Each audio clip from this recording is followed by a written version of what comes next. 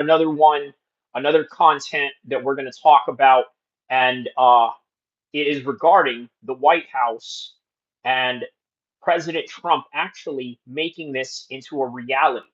So we're going to get into that particular subject. Also, here's something that I want to say off the bat. You know what? I'm going to come back in 30 seconds. I'm going to let you sit on that for a second, and but we will talk about why Jon Jones, Tom Aspinall, Conor McGregor, Michael Chandler, all of these things that are in play. We're going to talk about it in a second, okay? So hold on just a second, and we'll get cracking in no time.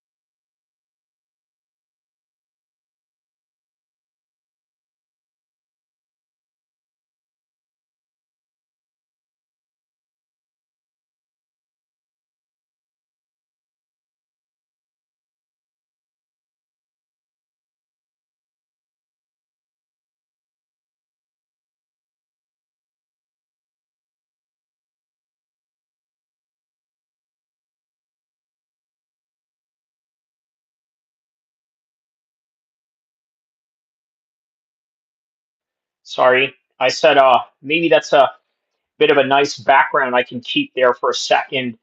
But yeah, sorry, had to handle a few things, small cosmetic issues, but we're gonna get right to it. Also, what else do I want to do here? Uh, little housekeeping stuff.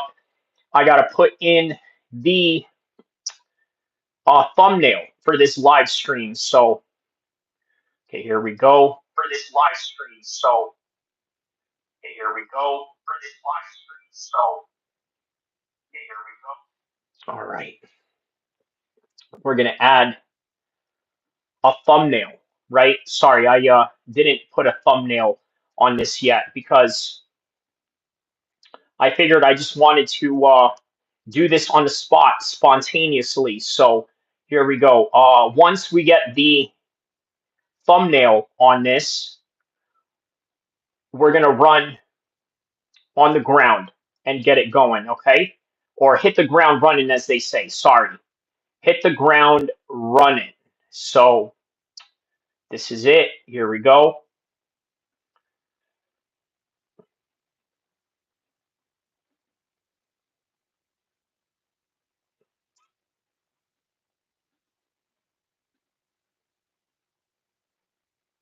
All right, and all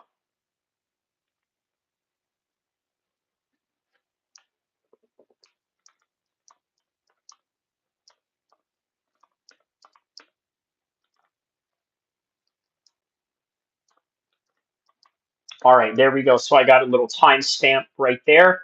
I got a timestamp. I got my thumbnail. So in 20 seconds, we can get this on the ground and running. And we're going to talk about a whole wide range of topics regarding this particular event really happening. This is really happening. Like, this is really going down in the White House in 2026. And we're going to take a look at some different reasons as to why maybe a fight was not happening, or was it maybe perhaps to throw you off as a potential of, let's say, creating a secret service plan of facilitating and protecting this card, right? So, in other words, think about it like this, right? What if you're in a world where Tom Aspinall and Jon Jones were playing you all along, meaning that they needed to play with you all along because there was a fight that was going to happen sometime in 2026, and it's going to be in the White House. And as a result of that, well, you can't just go out there and blabber your way to everybody telling them, yeah, I'm going to fight at the White House at 2026, and it's going to be me and Jon Jones. Now, think about how epic that is, right? Now, here's the problem. Whenever the president travels anywhere, it is it is mandatory for the Secret Service to survey that place, to assess threats, to have backup plans, for example, communicating with local law enforcement or maybe other security groups. Let's say if the president was meeting with a private citizen who's very prominent, maybe somebody like 50 Cent, who, as you know, travels around with former Navy SEALs. So when you have a guy like that, and when you have the president along with the Secret Service, they have to survey all of these things. Okay. They have to make sure that everybody is safe, including the president, more importantly. As a matter of fact, it is the job of the Secret Service, damn near, to take a bullet for the president, no matter who the president is of any particular era, whether it is Trump or whether it is somebody that was before Trump, or whether it's somebody that is going to be president after Trump, maybe somebody like JD Vance. So here we go. Now we're back out of the virtual world of the White House and into the real world of Sacramento, California. So here we go, right? So President Trump reveals plans to hold a UFC event at the White House in 2026. Okay, so by the way, this is written by Damian Martin of MMA Fighting.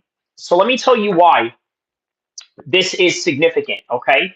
The reason why this is significant in regards to, let's say, Conor McGregor and Michael Chandler is that maybe my theory that I had mentioned to you earlier, being that everybody had to be on the hush about this due to Secret Service demands in order to do their job, in order to facilitate safety, not only for everybody that is going to be attending, but also for the President of the United States himself, right? So maybe that's what was going on the whole time. But highly implausible in the part of Conor McGregor, because let's be honest, Conor McGregor has all of these underlying issues going on with his life and his career, right? When all of these things are going on with Conor McGregor and his life, it is no wonder why he can't get a fight going. It's kind of obvious why he couldn't get a fight going. It's not because of Secret Service plans to try and facilitate it for the president or anything like that. I mean, maybe that's true for Tom. Again, I'm only hypothesizing. I'm not giving you a clear indication that I know precisely off top or know for sure. What I do know is that this plan right here to have a UFC event at the White House is Trump's way of galvanizing not only himself, but also many of his followers in the UFC. Think about it like this, right? The majority of UFC fans, in my opinion, at least from anecdotal experience, the majority of them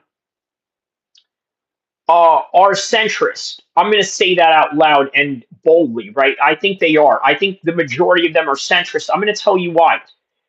If there is a strong majority of the UFC fan base that trains, then more than likely they understand the consequences of combat. With that, you're going to be a lot more caring. You're going to be a lot more understanding of people's mishaps, people's uh, weaknesses. You'll be able to understand and empathize the shortcomings of others because you see it in the mat when you train in jiu-jitsu and boxing and everything, right?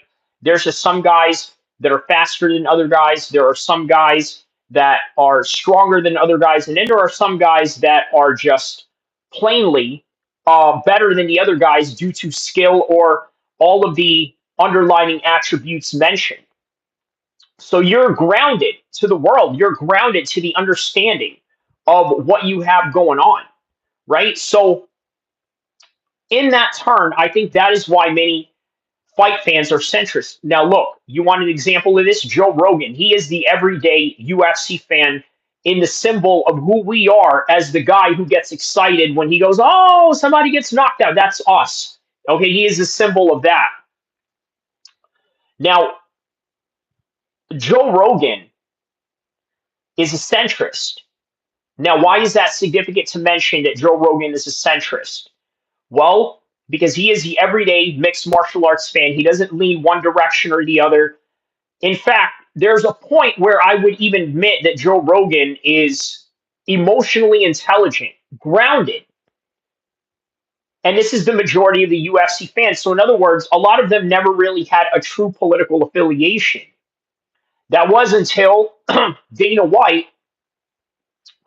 That was until Dana White, who himself was also a centrist, somewhat of a center liberal, right? Somewhat of a center liberal. Now all of a sudden has ties with Trump when Trump joined the Republican Party and became the top star of the GOP, and not only that, the president twice in two separate occasions. Marty Miller says, gonna miss this one, taking the family to fireworks. Have a good night, brother. Man, have a good night to you as well, man. I'm probably gonna have fireworks going on here as well. But if you look,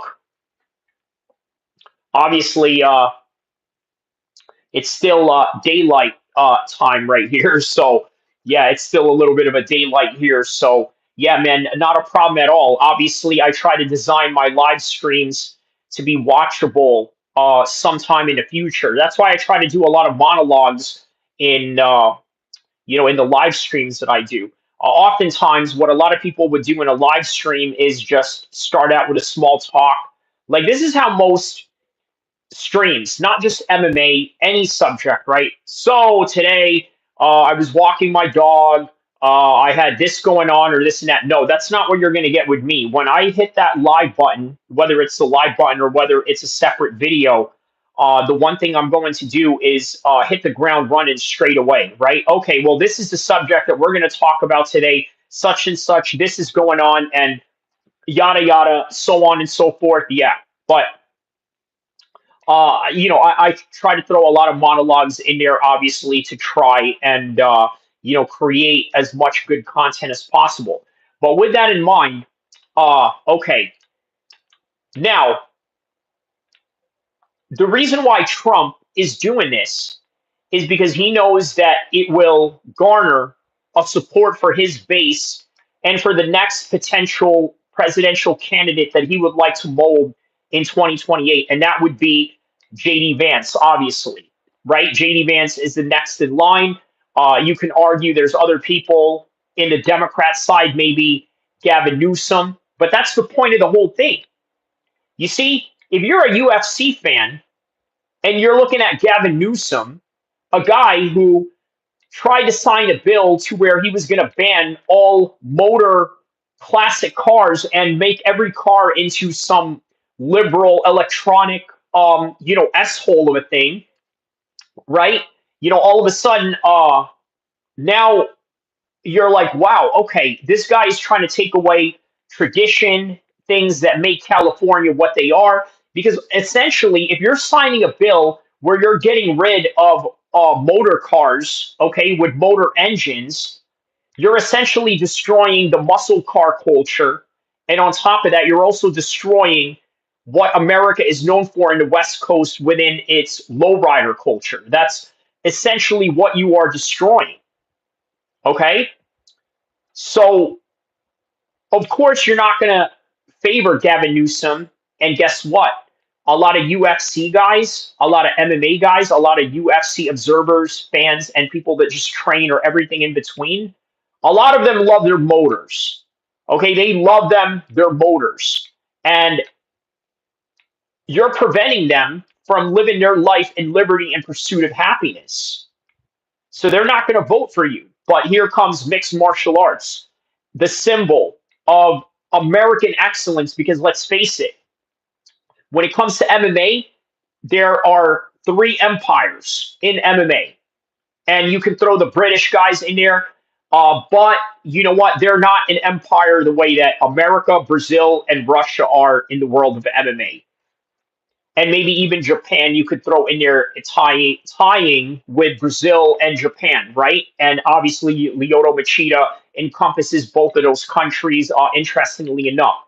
So, America is a giant for mixed martial arts. And I urge you guys to take a look at my previous live stream that I did before this, where I talk about Theodore Roosevelt's history of training jiu-jitsu. Untold history. I urge you guys to check that out once this live stream is done. I made it into a live stream that has a lot of monologues, a lot of interesting conversations, and obviously explosive fireworks with those conversations. And by the way, I had a great debate with some people in the chats there, or at least the chats were debating amongst themselves. So it was very good engagement, right? I would imagine this one would probably not do as the same because I'm sort of covering a very similar topic, but in a different way. Now we're talking about the details of how this fight is going to go about. Maybe that's not as interesting for people as the untold history of jiu-jitsu and Teddy Roosevelt, but nonetheless, here we are, right? So Fresh Melon Juice says, fireworks at Marty Miller 65, Chinese fireworks. Well, we're not here to dine people out in any kind of way. And, you know, fireworks are fireworks. And I think everybody has the right to enjoy whatever fireworks they want. But on any regard, all right. So President Trump reveals plans to hold a UFC event at the White House in 2026. Okay. So the UFC is coming to the White House. On Thursday at a rally in Iowa, President Trump announced plans to host a UFC event on the ground of the White House sometime in 2026 as a part of his ambitious plans to celebrate his 250th anniversary of signing the Declaration of Independence in the United States. Now imagine, what if that was Tom Aspinall and Jon Jones, right? You got a UK versus America card. Like, can you see that? You can't spell engagement without gay, Fresh Melon Juice says. Well, yeah, I suppose, right? And here comes Fresh Melon Juice again with his interesting takes and, insinuation to haram behavior, but on any regard. Okay, so does anybody watch the UFC? Trump said to his supporters in attendance, the great Dana White, we're going to have a UFC fight on the grounds of the White House. We have a lot of land there. Dana's going to do it. Dana's great, one of a kind. We're going to have a UFC fight, a championship fight, like full fight, 25,000 people, and we're going to do it as part of the 2050 also. Wow, okay. So 25,000 people as a symbol of America's 250th birthday. He says we're going to have some incredible events, some professional events, some amateur events, but the UFC fight, it's going to be a big deal too. Let's hear what Trump had to say on that.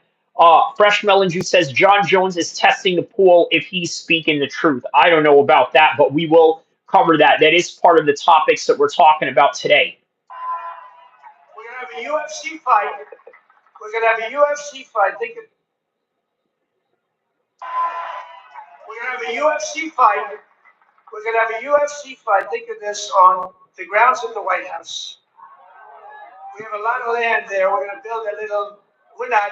Dana's going to do it. Dana's great. One of a kind. We're going to have a UFC fight, championship fight, full fight, like 25,000 people. And we're going to do that as part of 250 also. We're going to have. So when he's saying that, what he's saying is, nah, this ain't one of these Apex events or anything like that. Like, that's literally what Trump is saying on that regard. Incredible event. We're going to have a UFC fight. Let's hear that again. UFC fight. Think of this on the grounds of the White House.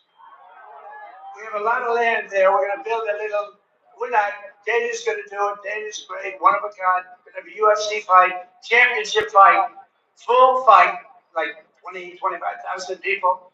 And we're going to do that as part of 250 also. We're going to have some incredible events, some professional events, some amateur events. But the UFC fight's going to be a big deal too. And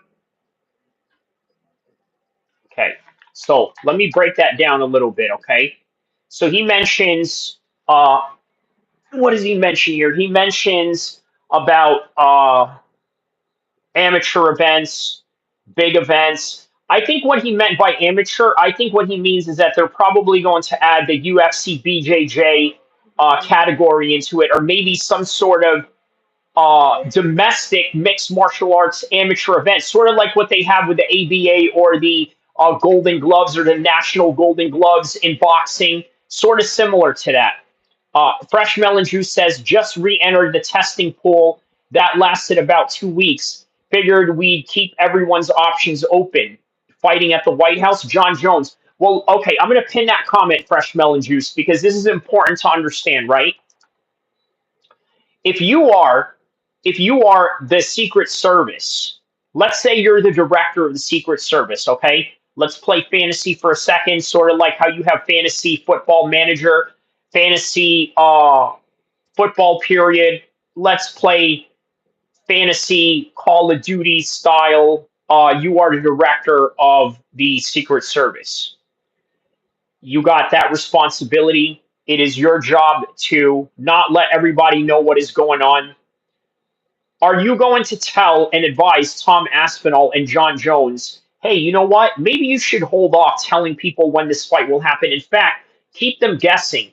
Make sure that nobody knows whether this fight is really happening or not. Why? The reason why is because we don't want any potential attacks or any potential threat that can come our way in which these people are going to plan longer term than we can plan. Because remember, what they want to do is have the longer plan period so that they can assess all possible threats as much as possible. And you got to remember, Trump got caught slipping and got caught lacking one time already, maybe even twice, because if you remember, there was another time that that happened after the Butler incident. But yeah, uh, that is possible. Fresh Melon Juice says, I think he wants American fighters and they are not close to the belts right now. Or think about this, right? America's 250th birthday from the Declaration of Independence against England. Jon Jones, America. Tom Aspinall, England.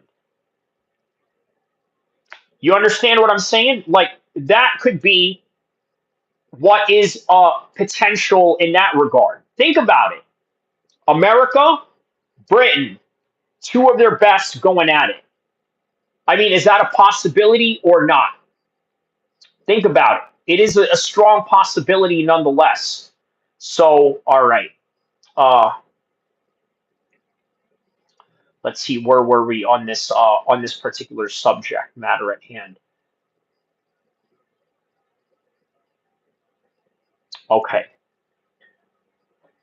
All right. So okay, so of course, Trump maintains a close friendship with UFC CEO Dana White, who has often spoken for the president in the past, including appearances at the Republican National Convention and even stumping for him during the appearances ahead of 2020 election. Now, Trump, he's a regular fixture at the UFC events now, okay, including the recent UFC 316 in New Jersey, where numerous athletes leaped over to the octagon to greet the president sitting cage side. Now, while the UFC has held events in Washington, D.C. previously, it would be the first major sporting event to actually take place on the grounds of the White House. Now, how exactly would what would unfold remains to be seen, but the UFC also posted a clip of the promotion's Instagram.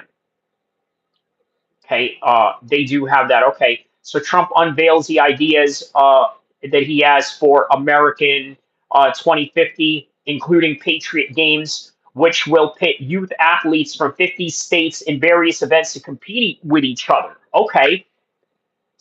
Trump's announcement also assuredly adds yet another piece of the puzzle for the UFC as the company continues to negotiate new broadcast deal rights in 2026.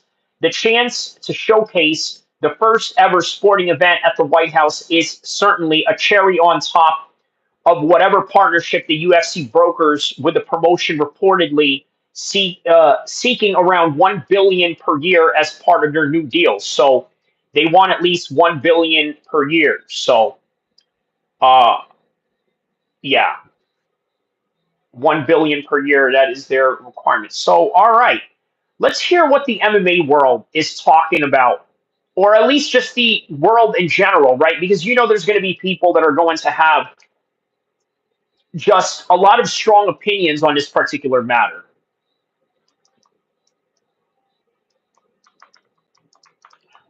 Let's see. Let's see. Let's see what people are saying here. Oh yeah, the liberals are probably mad at this for sure. You like pizza, guys. The new Parmesan. Monica, I also want to ask you about this other headline we're watching out of Washington. President Trump now floating a potential UFC fight at the White House. Yeah, exactly, Laura. The president announced he plans to host a like UFC fight at the White House? At the White House? UFC mixed martial arts fight here at the White House next year as part of a series of events marking 250 years of America's independence, saying as many as 25,000 spectators could be invited to see that. Laura. All right, Monica Alba at the White House. Thank you. Hey, thanks for watching. Yeah, so think about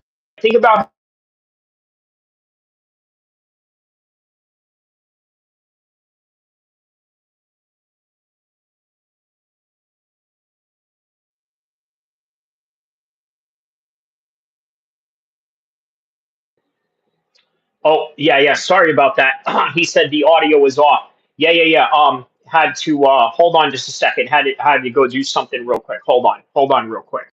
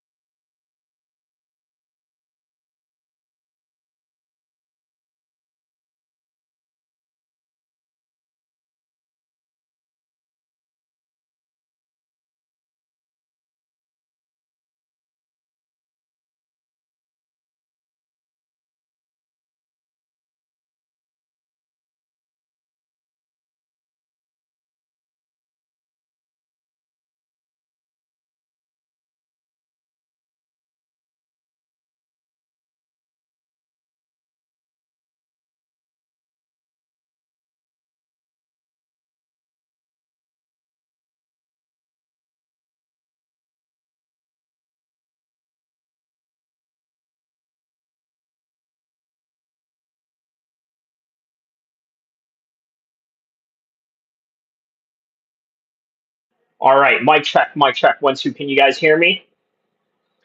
Mic check 1 2 1 2. Let me just make sure I'm being heard here. Hello, how are you, Big Ink? MMA. Let me just make sure I'm being heard here. MMA. Okay, so perfect. It's on Kraken. All right. So, all right, yeah, more on the world's reaction to Trump uh, holding a UFC fight for America's 250th birthday. Okay, let's see this right here, New York Times. Did you know that Let's take a look at what New York Times is saying. incentive money for So every one of our national park, battlefields, and historic sites are going to have special events in honor of America 250. And I even think we're going to have a UFC fight. We're going to have, does anybody watch UFC, the Great Dana White? The great Dana White, right? He addresses him as the great Dana White. Everybody watches UFC, it's the great Dana White. We're going to have a UFC fight. We're going to have a UFC fight. Think of this on the grounds of the White House. We have a lot of land there. We're going to build a little. We're not. Dana's going to do it. Dana's great. One of a kind. We're going to have a UFC fight, championship fight, full fight, like 20, 25,000 people. And we're going to do that as part of 250 also. We're going to have some incredible events, some professional events, some amateur events. But the UFC fight's going to be a big deal too. And to fund improvements and enhance experiences across the park system, for this anniversary, I've just signed an executive order to raise entrance fees for foreign tourists while keeping prices low for Americans. And we're going to do that today. All right, now that right there is interesting. He says that we're going to raise prices for foreign tourists and lower the price for Americans. I know a lot of people are going to have a problem with that notion. You want to know why? Because it seems xenophobic to some people. But at the same time, I get it. I totally get it. I'm going to tell you why. When I was in Egypt, I remember they had two-tier prices. You want to go to a hotel? If you're a foreigner, you pay a different price. You want to go to a hotel as a local Egyptian? You pay a lower price. You understand how that goes? Why do they do that? Well, obviously, there is a strong sense of nationalism in Egypt, even though Egypt is primarily a conservative Muslim country. They mix the aspect of Arab nationalism, just plain old nationalism, period, and obviously all of that tied into the Islamic faith as somewhat part of their constitution. But if you're an Egyptian, you pay less. If you're a foreigner visiting Egypt, you pay more. And if anybody has a problem with that, with America, then honestly, I mean, maybe you would have a problem with that as well with the Egyptians. But you understand how that's going to look bad, especially with how, I mean, Trump is a polarizing figure. I mean, he kind of brings it upon himself. But that same polarizing figure that he brings upon himself is also the reason why many people have to defend him, and then many people have to make excuses for him at the same time. So, National parks will be about America first. We're going to take it America first for the national parks. And these are just a few of the many programs, initiatives, celebrations that will renew for our national pride. We're going to have great pride. I think we do have great pride. I think we have more pride and more spirit in our country right now than we've had in 50 years. UFC is America last. Fresh Melon Juice says UFC is America last. You know what? I'm going to pin that comment because this sort of goes into what we're going to talk about right now, right? He said UFC is America last. I'm going to have to agree with him on that. For the most part, what the United States has is dominance in MMA, right? When Bilal Muhammad was champion, it's not like the way, what's homeboy's name? JDM. It's not like him being champion of Australia. Now it's an even bigger deal.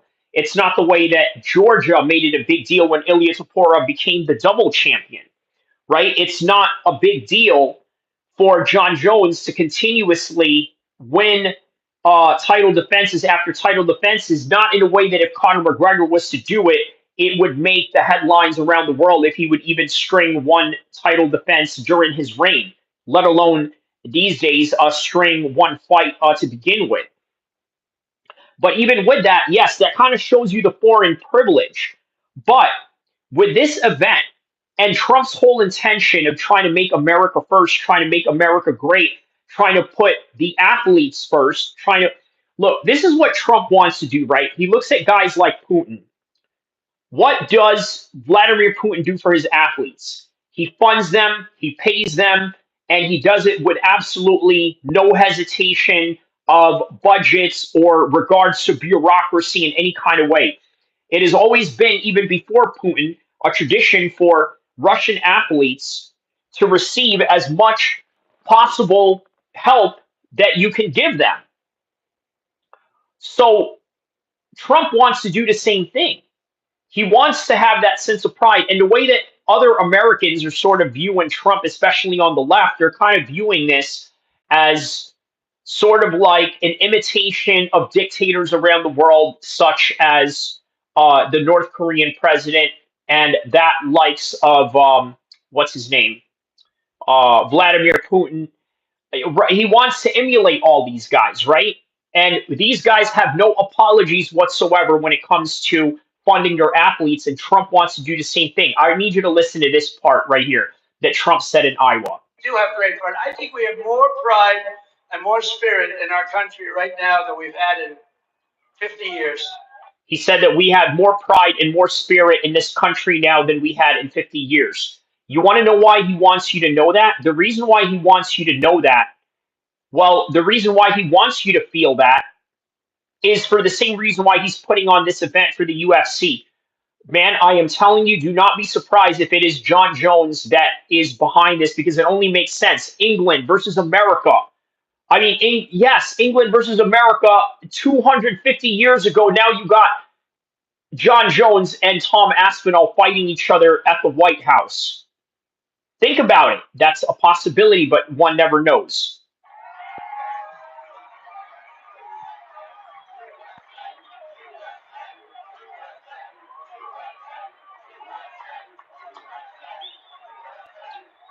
And together we're going to ensure that America's 250th anniversary is the single greatest year in the history of our country. We want to have a lot of great things. A lot of the things that Bobby and Health and Human Services are doing are going to come up during that period of time, and we're going to come up with a lot of tremendous things for health and safety, and economically, we're going to have the strongest country anywhere in the world.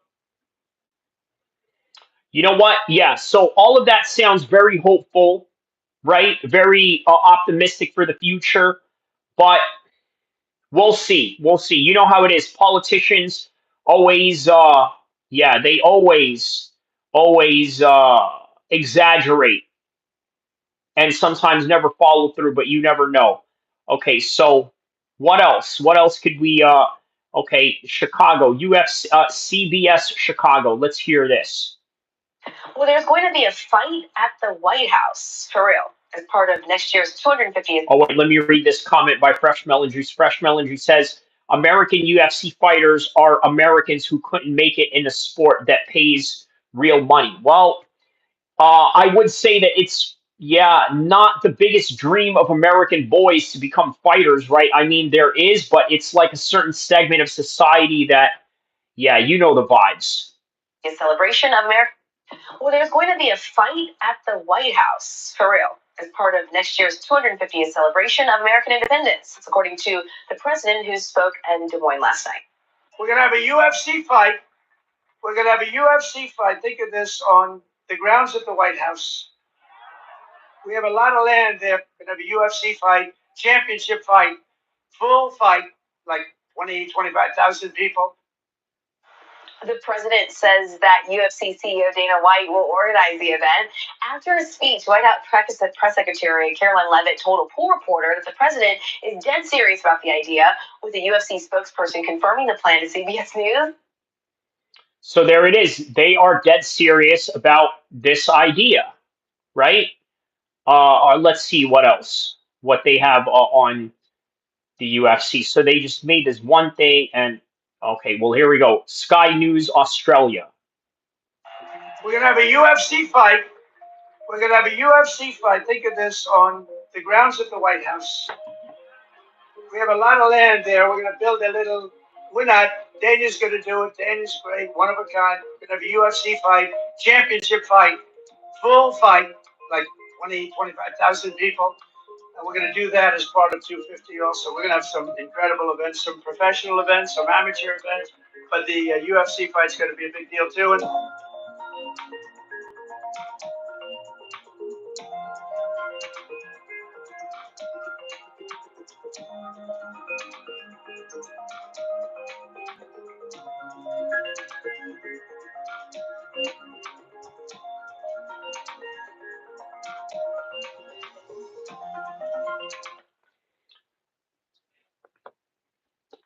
All right, let's see what else, if there's any reaction to this. Let's take a look at and see what people are saying about this. So, about this right here. Hey, MSP owners, what if I told you there's a way to get 6 hours of client prep work done in just 10? Who would have thought a UFC bout will take place at the White House? But that's exactly what we will see next year. US President Donald Trump has announced that the event will be part of the celebrations to mark 250 years of American independence. we're going to have a UFC fight. We're going to have. Does anybody watch UFC, the great day in the world? We're going to have a UFC fight. We're going to have a UFC fight. Think of this on the grounds of the White House. We have a lot of land there. We're going to build a little.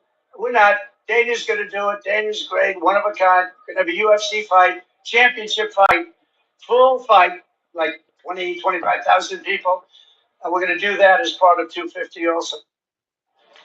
Trump announced his plan in Iowa during the kickoff for a year's worth of festivities to celebrate America's 250th birthday on July 4th, 2026.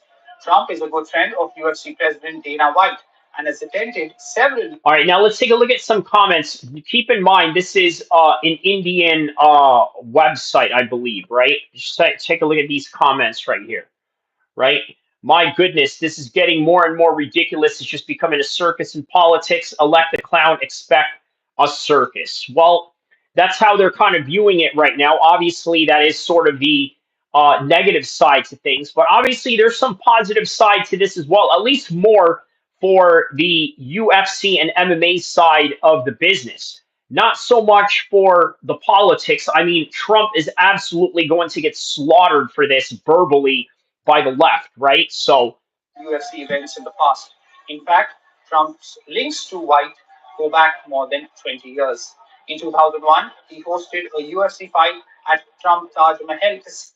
So Matua says, shout out to Matua, by the way, Jones versus Tom on the rooftop of the White House. Hey, look, yeah, I would be happy if it was Jones versus Tom regardless, because think about this, right? 250th anniversary, English guy versus American guy on America's 250th birthday, the day that America took independence from the Great Britain. Think about it. And if Tom wins, then I don't know, man, that would look horrible for America. But either way, it would symbolize America wins anyway, because UFC is an American company owned by Americans, and that's really all there is to it, right? I mean, but yeah. In Atlantic City, when White was struggling to find a venue. White himself has been a huge supporter of Trump and has endorsed his presidential bid in 2016, 2020, as well as 2020. Do you know Askar Kyrie? Yes, I've heard of him. What about him? Big Ank MMA.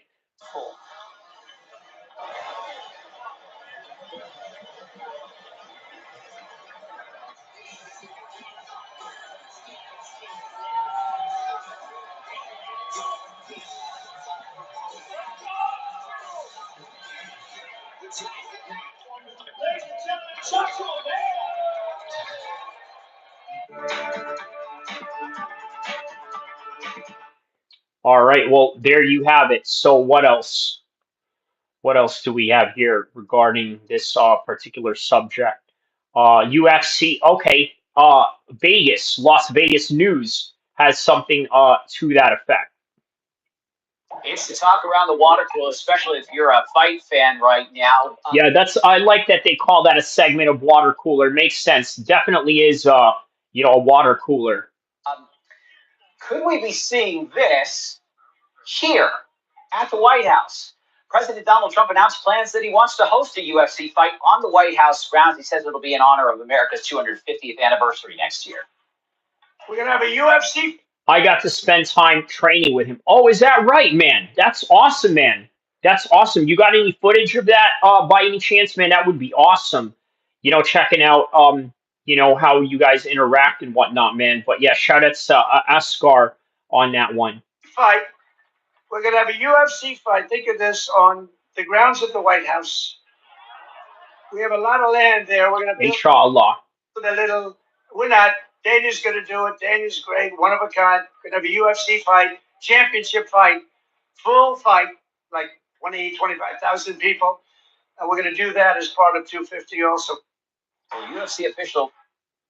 All right. So Everyone is calling this the new. how about this? India today, they 7 hours ago. It's crazy. They only have. for California. They got 10 million subscribers. Like India today has 10 million subscribers, and they only got 300 views on this in 7 hours. Yeah. Big Ink MMA says, if you had to build a UFC card in the White House, who would it be? Well, on the top of that card, let me flip that. Let me pin that comment right there, because that's an important subject right now. So on top of the card, I would have to put Jones and Aspinall. No doubt about it. You'd have to put Jones and Aspinall on top of that card. On the co-main event, and this is going to shock you.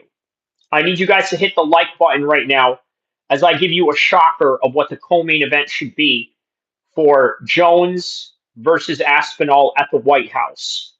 UFC White House. I need you. Okay, there's a like button right there. All right. Conor McGregor and Michael Chandler. You want to know why? Because this is the best way to demote Conor McGregor in front of the world. Think about it. Is there a chance that Conor McGregor can beat Michael Chandler? Yes. But there's also a chance that Michael Chandler can beat Conor McGregor. And if Conor McGregor gets beat, he's going to look like the biggest bum ever. And they have to do it in a way where they demoted him while costing him millions of dollars by not showing up at the previous fight of the International Fight Week of last year.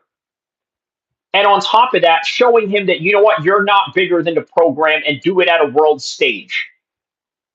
Right? Because Conor, regardless of championship position or not, you know what Conor wants is a main event fight. He wants a main event fight every time. We expect for Conor McGregor to be at a main event fight all the time. So I would put Conor McGregor on the co-main event with Michael Chandler as a way of showing him you're demoted. But this is what we got going on. Big Ink MMA says, I would add Strickland, Colby, Radrick versus Farola, Jim Miller, Kevin Holland, Bo Nickel. Okay, so you're adding the names, not necessarily the, you know what? How about that? 185, Colby Covington moves up to fight Sean Strickland. That's a good fight. Third to the last matchup, right? And then after that, I really don't know, who else. If you could, they deported Chavez Jr. Imagine deporting McGregor. Raw Dog says, well, yeah, I don't think he'll be deported. I mean, he never was really convicted of anything in Ireland, right? So he's not really a viable threat to anyone here. So, yeah. All right. Let's hear what India Today has to say about UFC at the White House.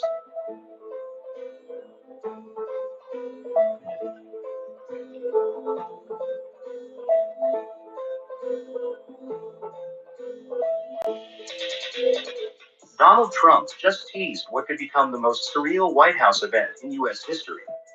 During a campaign-style rally ahead of this year's 4th of July, marking 249 years of American independence, Trump made a bold claim. We're going to have a UFC fight at the White House. Dana White is going to do it. The plan? To host it next year during America 250, the country's historic 250th Independence Day. And you know what I like about doing this content right now? I'm really going to use this content when this fight actually happens. Just like the Paddy Pimblett video that I made 2 years ago. I predicted these guys would become the next, what do you call it?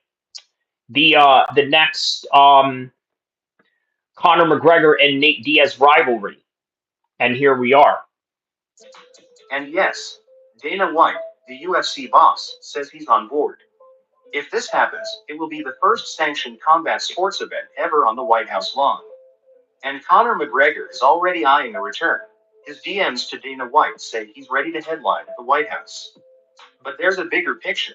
Trump's not just putting on a fight.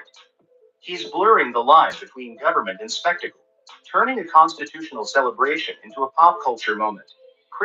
Yeah, I could see how a lot of people would have problems with that. Now, that's sort of what always happens within institutions, right? You always notice this as well, even in the British royal family, or even in their parliamentary process, right? Whenever they try to introduce something new or something that is out of the box or just something out of the norm that they are normally used to, it's often going to be criticized and often within a status quo argument behind it. Critics say it's the ultimate campaign gimmick, eroding the office's dignity. Supporters say it's a genius move, tapping into sports fandom, cultural power, and media dominance, all at once. In 2026, America turns 250. But will we celebrate with fireworks or fists in a cage?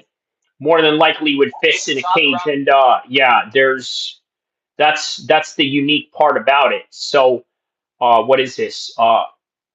Crux News. Okay. uh hmm. ABC 7. All right, let's hear Reaction this. tonight on social media after President Trump announced plans to have a UFC fight on the White House lawn. He says it will be part of a series of events to mark America's 250th anniversary next year. White House Press Secretary Caroline Leavitt confirmed the plans, adding that the president is, quote, dead serious. Trump has strong ties to UFC CEO Dana White. All right, well, that's their news right there. A little news clip on that. What else? Let's hear if anybody has a certain reaction to this. Let's see here. MMA up. MMA predictor. Let's. Oh, can't play that. Times now. Nope.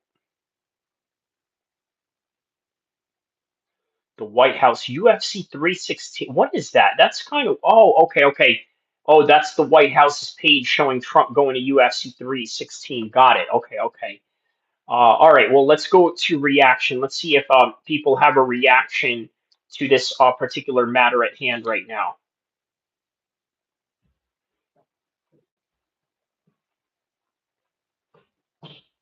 All right. Excellent. MMA says Connor is in.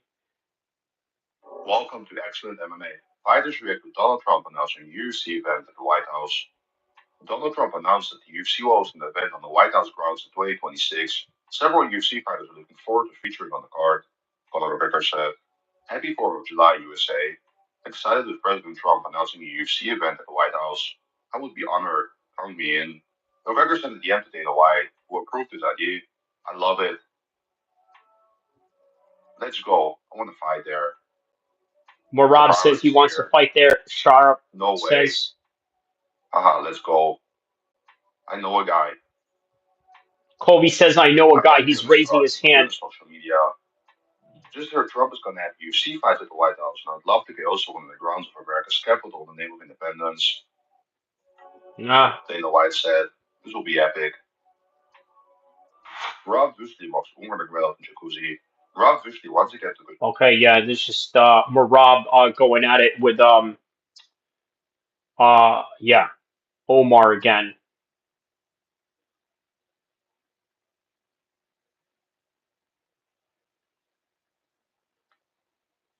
Huh, okay. There's not really much news on this like that, right? Because obviously nothing really has. There's not really much going on with this. I mean, we're sort of like one of the first people to really just cover this right here. So yeah, man. Um, okay.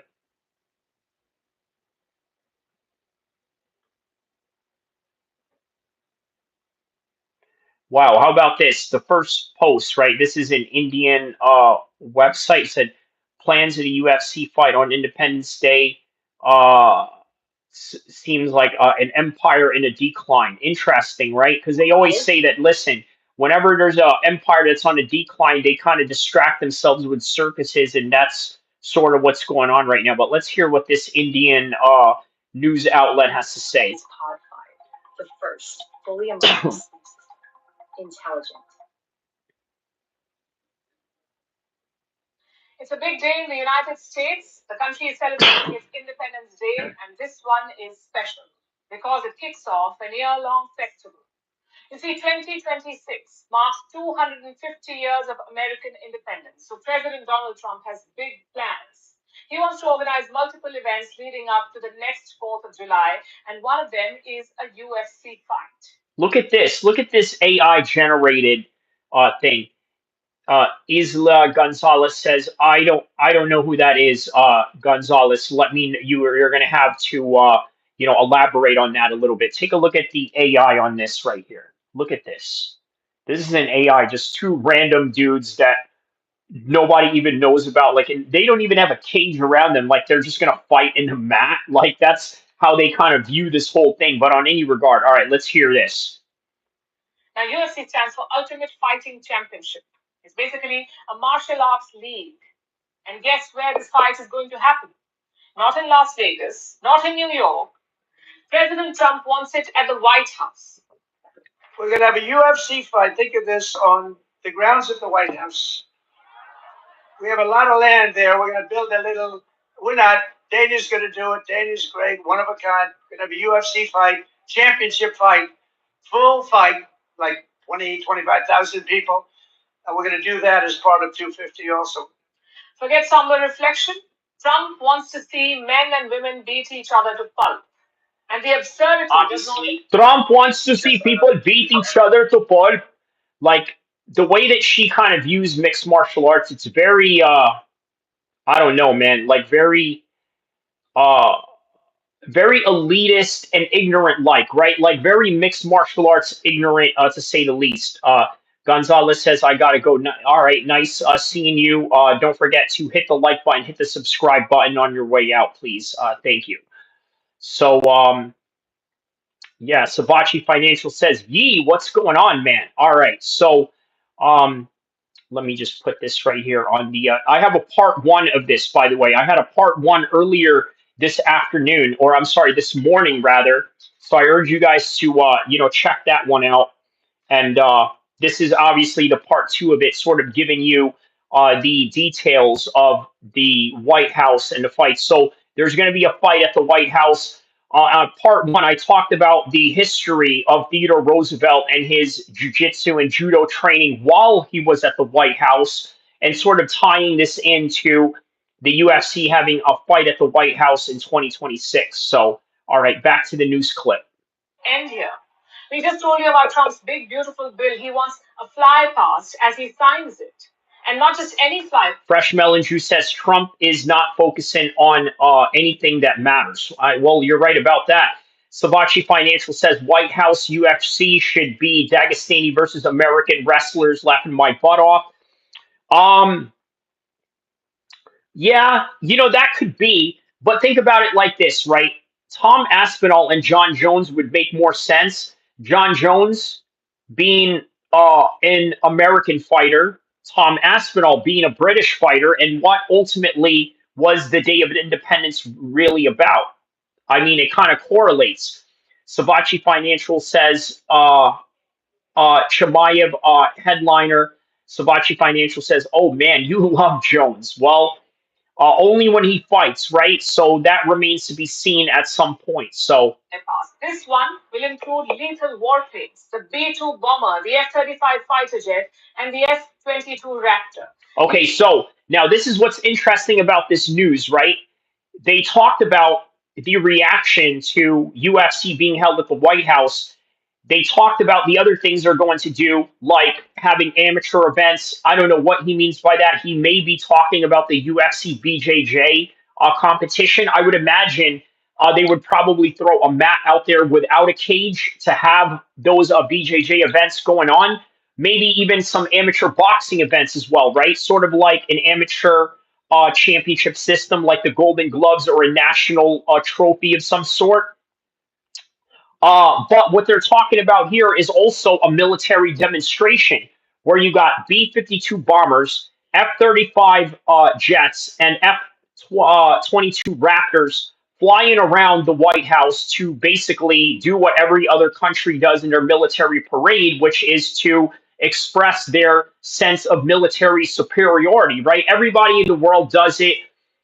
Not so much with America. They do it in a way where it's subtle, not in your face. But the way that Trump does it, like I said, and what I've told you, he has sort of a mentality that admires dictators, strongmen, guys that do what they want to do, right? With the likes of Kim Jong Il, guys like that, guys like Gaddafi. I mean, these guys are very blatant when it comes to military parades, and Trump now is included in that particular list. So B 52 bombers, F 35 planes, F 22 Raptors flying around to sort of give a military demonstration while a UFC fight is going on, along with the other festivities that they're going to plan around the White House.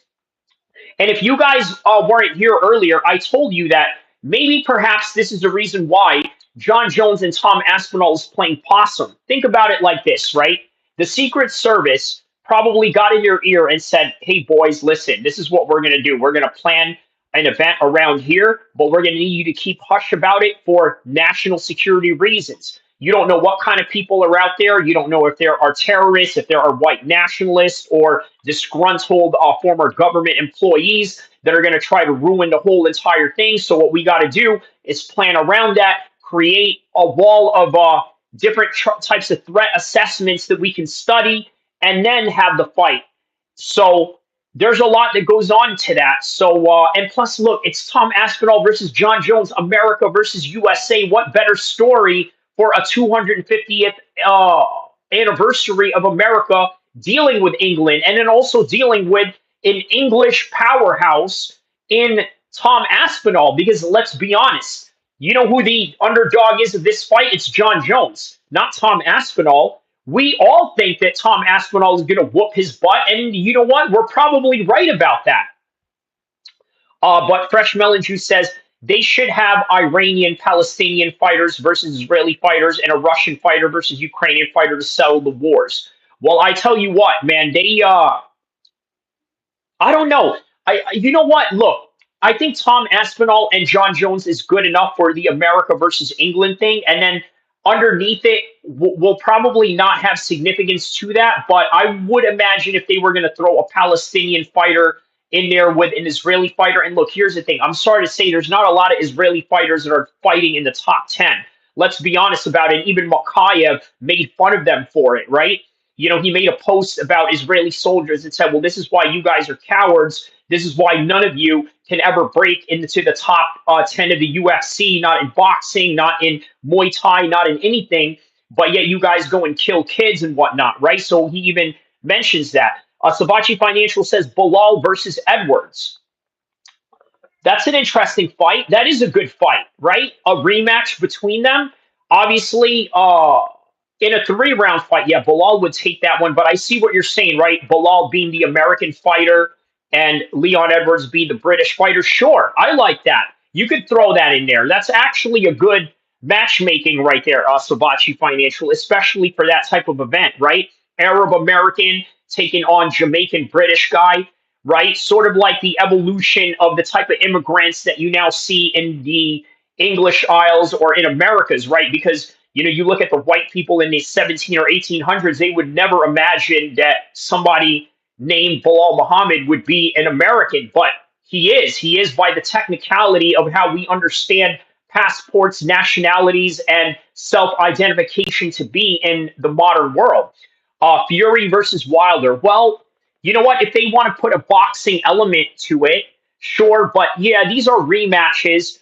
Fury could absolutely fight other American fighters as well. How about Fury versus Ruiz, right? How about that for a boxing card?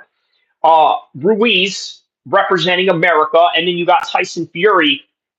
A long time ago, they were supposed to fight, but I think during COVID, uh, they had this, I don't know, this charity they had going on in LA. And then that's when Tyson Fury caught COVID because he was hanging around, Andy Ruiz and some of his entourage.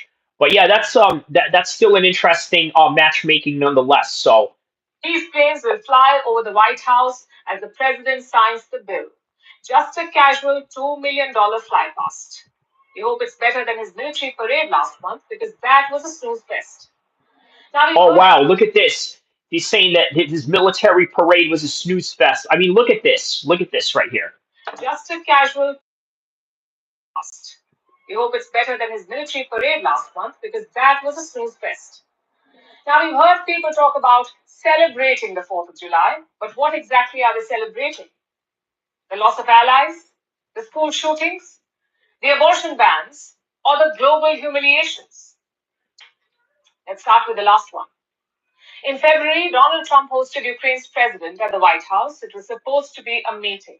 Instead, it became a shouting match. The whole world was. You know what? This is interesting, right? Because the way that I look at other world news around the world, they look at things completely different than that of, let's say, American perspectives of Fox News or even the liberal CNN American news perspective, right? They look at things totally different. So this newscaster is saying, you know what is it that you guys are celebrating about? Right? You got this going on. You had the president of Ukraine pull up, and it was a shouting match. And by the way, to a lot of Americans, we loved it, especially if you hated Zelensky, because me, I can't stand Zelensky for the life of me.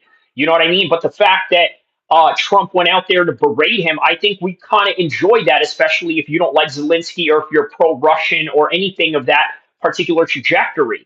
But for the rest of the world, they viewed it as, you know what, this is rather embarrassing. Not only is this embarrassing, this is also very unprofessional. What does Trump care about professionalism, right? This is kind of the reason why a lot of us bro heads are sort of in favor of Trump, because he's a guy that's unhinged, does what he wants to do. He's like a college frat boy in an 80-year-old's body. Watched as Trump and his officials ganged up on their guest.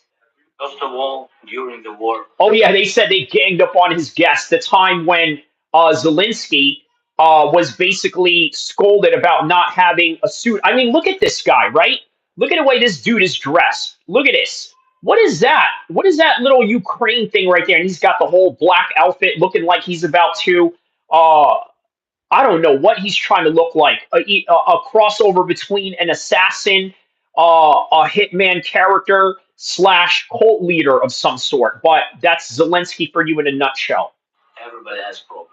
Even you. But you have nice social and don't feel now. But you will feel it in the future. God bless. You don't know that. God bless. You don't. He says you don't know that. You don't know that. You know what? That's almost kind of sounds like a veiled threat on the part of Zelensky, doesn't it? He's like, well, you know, you have ocean, you have mountain, you have everything around you. You don't feel it. You don't feel it. And then Trump says, you don't tell me how to feel anything. You can't tell me how to feel anything. Okay? You don't know what you're talking about. You don't know what you're talking about. Sabachi Financial says, when you say American, you mean American colonizers, right? Not indigenous natives, just making sure. Yes. I'm going to pin that comment right there for Sabachi Financial. That's a very good comment. That comment right there gets pinned. Alexander Charles says, how to stop my friend from gooning to Dana. I don't know how to answer that, man. You know what? I mean, hey, listen, if your friend is into Dana White like that, I mean, what can I tell him other than it's haram Yeah, it's haram behavior, brother. Don't do that. Okay, but anyways. God bless. You will not have war. Don't tell us what we're going to feel. Don't tell us what we're going to feel. Don't tell us, right? Look at the hand movement of Trump. Don't tell us what we're going to feel. Don't tell us what we're going to feel. He's like, hey, listen, push back a little bit. Push back, right? All right, so back to Trump We're here. trying to solve a problem. Don't tell us what we're going to feel. I'm not telling you. Because you're in no position to dictate that. That's exactly what you know. You're in no position to dictate. He says you're in no position to dictate. Look at the facial expression of Zelensky. Oh, I'm in no position to dictate. Okay.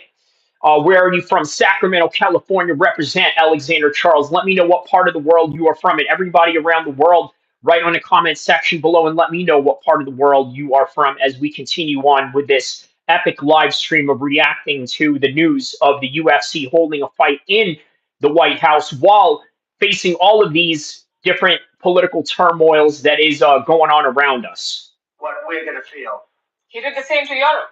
Trump officials accused Europe of killing free speech. They mocked them for depending on the United States. I am, brother, but obviously I do live in Sacramento, California, to be exact. But yes, you are absolutely right in your assessment there, Alexander Charles. So, well, congratulations. Europe is moving away from Washington.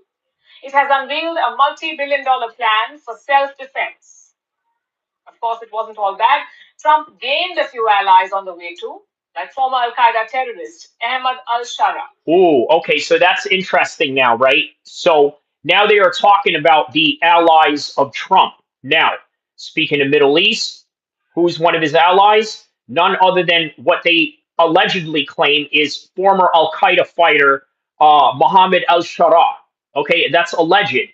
ICE will catch you hide. Okay, so Alexander, now I don't know what you're trying to refer to or what you're trying to say, but don't talk ignorance in here, okay? You know what the problem is with this whole ICE thing, right? It's emboldened a lot of people to really think like, you know what? Hey, listen, I have something to say too. I have something to say. I'm from white America. I can say what I want because this is my land or this and that. A lot of y'all are really feeling a little bit too entitled, thinking that you can like say that to absolutely anybody without any proof, without anything other than just like personal personal mission that you don't even belong in. You don't even have a badge. You don't even have any credentials with Homeland Security or any law enforcement. But again, this is there's only one particular group of people that kind of act like that, right? I mean, let's just be real. So he's an industry plant that is in regards to Mohammed al-Shara. Sabachi Financial says, white America. All right, let's continue on with this news clip.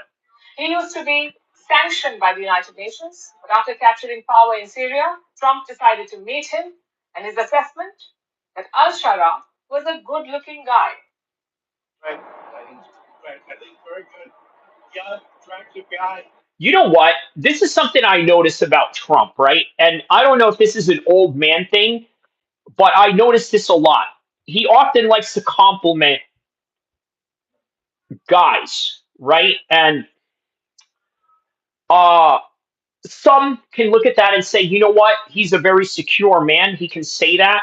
And I could understand that too from a certain degree. But here's the thing, right? This is where I sort of understand this, right? I understand it from this perspective. See, me, I'm a trained fighter. I can literally, in my humble opinion, and I'm being very humble when I say this, I think 80% of the world would not be able to take me in a fight. The 20% probably are top UFC fighters, boxers, and maybe some special forces guys that could probably snipe me from afar, right? That's about it. But the rest of you, I'm definitely not afraid of some of you, right? Not at all, right? And that's because I'm trained at certain things. I know how to do certain things. That's just what it is. I'm just not going to be scared of anybody. The point of the matter is, I could look at another dangerous guy and say, yeah, you know what? This guy's dangerous.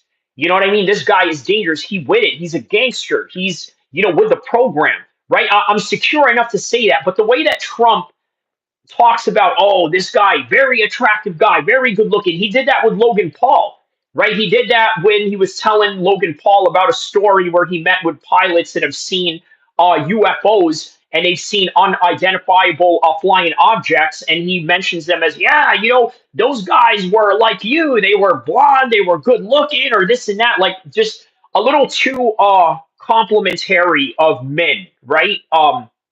But maybe that comes from a place of the fact that he is an alpha male himself, and maybe he feels secure that way, or I don't know. But it does kind of sound sus, right? Okay, so Fresh Melon Juice says because it's their job being taken. Okay, well that's a possibility. Sabachi Financial says understand it from a point of view of the Epstein files. Okay. Uh, Alexander Charles says, stop trying too hard, you a WWE fan. Listen, you know what? Here's the thing about you, Alexander Charles. I'm going to give you one more chance to repent yourself. Otherwise, I'm going to ban you off of this channel for the rest of your life, if ever, right? Okay, look, you're one of these people that likes to look at low-hanging fruits. You see a belt right behind me, and you're like thinking, okay, well, you know what? This guy must be a clown because he likes WWE or this and that. First of all, how do you know what my WWE consumption is? And to answer that question, put it like this. My WWE consumption nowadays is literally close to zero. The last time that I consumed WWE was looking at John Cena becoming a bad guy, and it was intriguing because this guy's been a good guy for so many years that I thought it was a great idea for him to go be a bad guy. And then that was it. I checked that out. I checked out his match with Cody Rhodes, and after WrestleMania, that was it. But that's neither here or there. We're not here to talk about my consumption. What I'm saying is that you're one of these people that likes to look at low-hanging fruits and say, aha, so because of this, I could probably take this guy. Oh my God, this guy was listening to Usher or some other, I don't know, feminine music or anything like that. Look, not to say that I listen to any of these things, but uh, the point is you're going to see something like that and think, all right, you know what? Oh, yeah, that's why this and that. That's not what it is, my man. So talking about stop trying hard. I don't need to try hard. Matter of fact, why don't you try hard? Why don't you? Never mind. You're a loser. But anyways, Tough guy. yeah. Alexander Charles says, reply to this. Don't ignore it. Reply to this. Don't ignore it. I don't understand what you mean, but on any regard, Strong fast. Or strong fast fighter. He's got a real shot at holding it together. yeah. So now they're sort of going at Trump for being overly complimentary towards Mohammed al-Shara, but just like what Savachi Financial says earlier, he's an industry plant, right? He's here, and that's what a lot of scholars say about Mohammed al-Shara. They see him as an industry plant. They see him as a bridge for Israel and America, and sort of like as another puppet regime in the post-Assad era.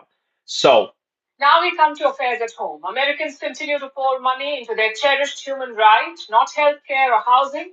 I'm talking about guns. This year, 23 school shootings have been reported so far.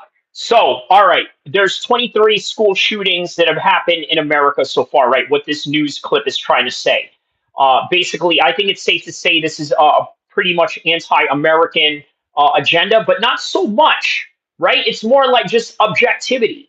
Because remember, first post, I believe this is a Pakistani news outlet, right? So, all right, I mean, Pakistan is sort of an ally to America, so they're not really trying to go at this in an anti-American stance. They're just plainly stating the facts. Look, there's been 23 school shootings, but they do tie it in to quote unquote a gun problem that we have, right? Or there is no gun problem because, look, understand this.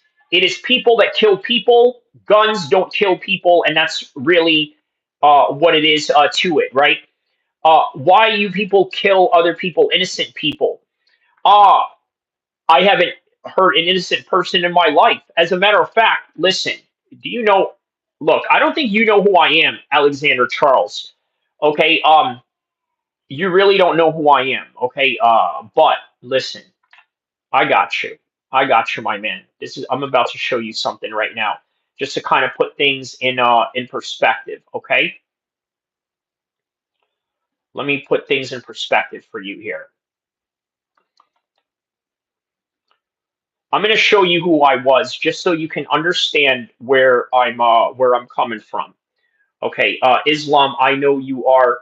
Uh, yeah, that's the thing. You don't know a thing about me. Okay, I'm going to show you something right now, and then I'm going to ban you afterwards. So before I ban you, I'm going to need you to explain to me why you should not be banned. Okay, because what I'm about to show you right now is going to make you look like the dumbest person ever in the world. I swear to you, you are going to look like the dumbest person in the world because you don't know what you're talking about. Okay? I'm going to show you right now. I'm going to show you right now. Hold on.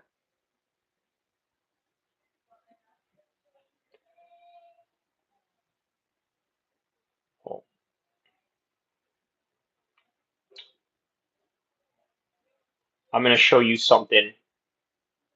Hold on. Sorry. Let me just pulling this up right here. And then, of course, you're going to use the low-hanging fruit of saying, oh, well, so shut your fucking ass up, you dumb bitch. I will dominate you. Straight up. You know what I mean? Like over here talking smack. Where is this picture? Sorry, I'm trying to pull up a picture, right? Just to kind of give you a bit of a perspective here.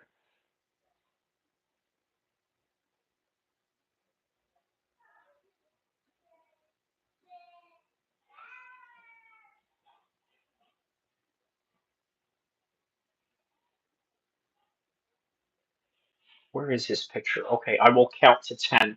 Shut up. Man, you're the one sitting in my show, bro. You're the one that has to sit here and wait for this.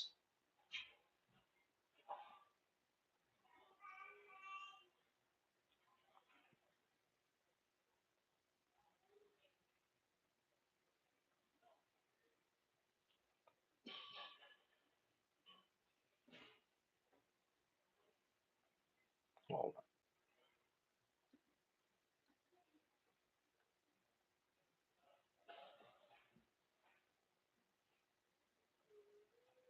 on. Where's this picture at? Hold on a second.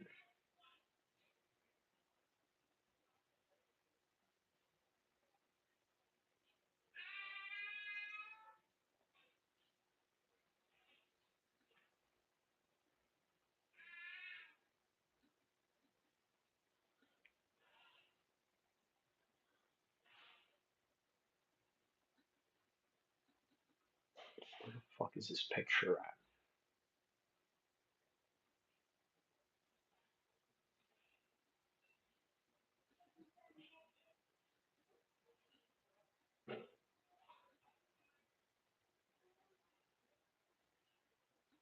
Here we go.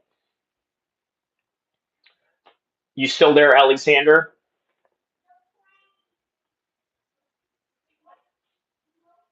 18 years old. Okay? You understand so far? Like, I hope you understand. Like, you don't know who you're talking to. You know what I mean? Like, you really don't know who you're talking to. So, please be humble, okay? All right, let's continue on. This number stood at 83. The year before it was 80. And before that, it was 74. Gun deaths are extremely common in the United States of America. 80%, 80% of all murders in America are linked to guns. Okay, now, that doesn't mean that guns are the problem, though, right? Every country in the world has guns. Just because they don't have legalized guns in the UK, it doesn't mean that they aren't owned by anybody. Who is that? That's me when I was 18 years old, fool. Like, yeah, that's me when I was 18 years old. In Britain? No, that's me in a Marine Corps uniform, you fool. It's just 4%.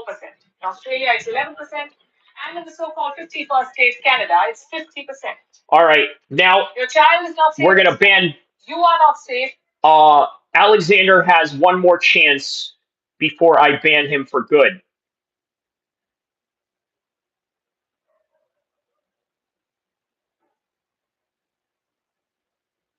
Goodbye.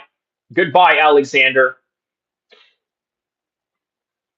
In grocery stores, but do not worry. At least you can celebrate 250 years of freedom. Let's also talk about abortion rights. The procedure is banned or curbed in 19 American states, and the result is this. A 13-year-old rape victim gave birth last year. This happened in the state of Mississippi. Almost all abortions are banned in that state. So a teenage rape victim, 13 years old, was forced to give birth. And this is not a one-off. Here's another case from 2022. A 10-year-old rape victim was denied abortion in her state. She had to travel to a different state for the procedure. Apparently, this is pro-life. You can't respect an actual human being, but you will protect a fetus. And this is only worsened in the last few years. More states have tightened their abortion laws in the United States. Again, do not worry. At least you've been free for 250 years. And finally, look at the national debt. As of now, America's debt. Damn, $36 trillion in debt. But you know what? They could easily just, I don't know, man, but I don't know if they want to go in there and fight a war against China. I don't know if that would be a good idea, but who knows? It stands at almost $37 trillion. They spend $1 trillion on interest alone. It's basically a ticking time bomb.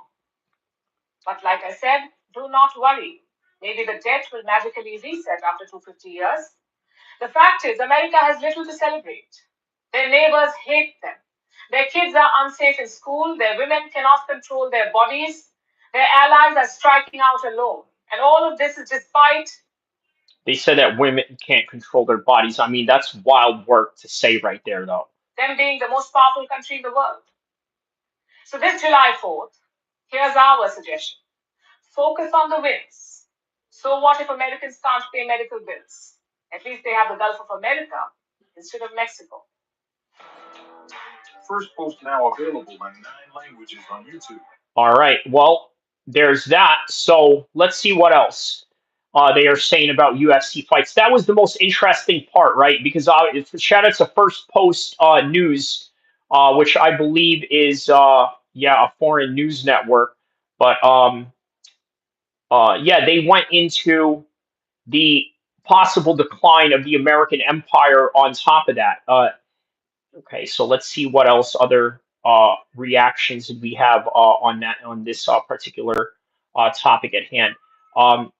And Gan says Khabib. No, it is not Khabib, but yeah, that's interesting that you said that. I do get that comparison a lot, so I'm honored by it, obviously. All right, so here's Australian news. So every one of our national park, battlefields, and historic sites are going to have special events in honor of America 250. And I even think we're going to have a UFC fight. Does anybody watch UFC, the great Dana White? We're going to have a UFC fight. We're going to have a UFC fight. Think of this on the grounds of the White House. We have a lot of land there. We're going to build a little. We're not. Dana's going to do it. Dana's great. One of a kind. We're going to have a UFC fight. One of a kind. One of a kind. Dana White. What a guy. Championship fight. Full fight. Like 20, 25,000 people. And we're going to do that as part of 250 also. We're going to have some incredible events, some professional events, some amateur events. But the UFC fight's going to be a big deal too. And to fund improvements and enhanced experiences across the park system, for this anniversary, I've just signed an executive order to raise entrance fees for foreign tourists while keeping prices low. Okay, well, and Gan, I got to tell you, he's not joking. He's dead serious about this. And there's a reason why I think he's dead serious about it. Because he believes in the UFC. He believes that the UFC and MMA in particular should be part of American pop culture. He sort of wants to bring that into prominence due to his biasness. And not only that, due to his biasness just for liking the sport, but also just his natural friendship that he has with Dana White and their long-term alliance. So I don't think he's trolling at all. I think he's dead serious. I think he really wants Dana White to get in there. And being that Dana White is tied in with Facebook as part of the metaverse board, right? I mean, there's just a lot of people that can benefit from this. For Americans, and we're going to do that. The national parks. will be about America first. We're going to take it America first. Even if that happened, I think only U.S. citizens will be allowed. Well, you're wrong. Because think about this, right?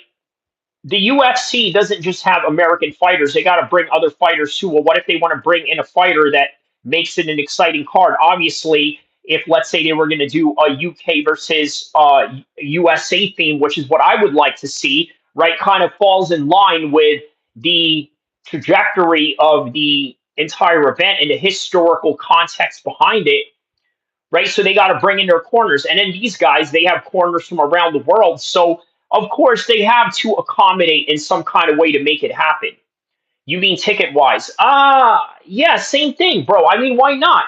Why not if you are, let's say, a Spanish national or a Portuguese national or a German, British, UAE, India, Pakistan, Bangladesh, or whatever part of the world you're from, Philippines, Japan. Why can't you fly over to Washington, D.C., pay your ticket, and watch the fight over there? I mean, I don't know why it would only be, it would only be just American citizens, right? I mean, that's so counterintuitive to the capitalist gains that you are ultimately trying to do for the UFC and this whole entire brand, if not that whole entire event.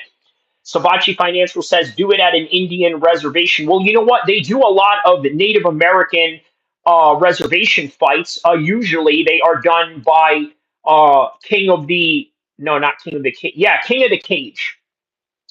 King of the Cage has a lot of those fights. They have a lot of fights in that region where Bobby Lashley, he fought in a lot of these because let's face it, one thing about Native American reservation fights is they don't have strict drug testing. And yeah, go figure why Bobby Lashley fought in that particular circumstance.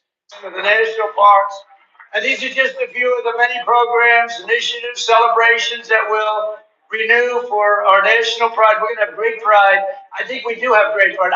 Okay, so all right, I gotta go smash Khabib. Shout out to you, my man, and also please don't forget to hit the like and subscribe button as you get up out of here. Okay, it was nice meeting you, nice seeing you, and I hope to see you again in my future live streams. And thank you for the comments and the engagements, and we'll see you again soon, my man.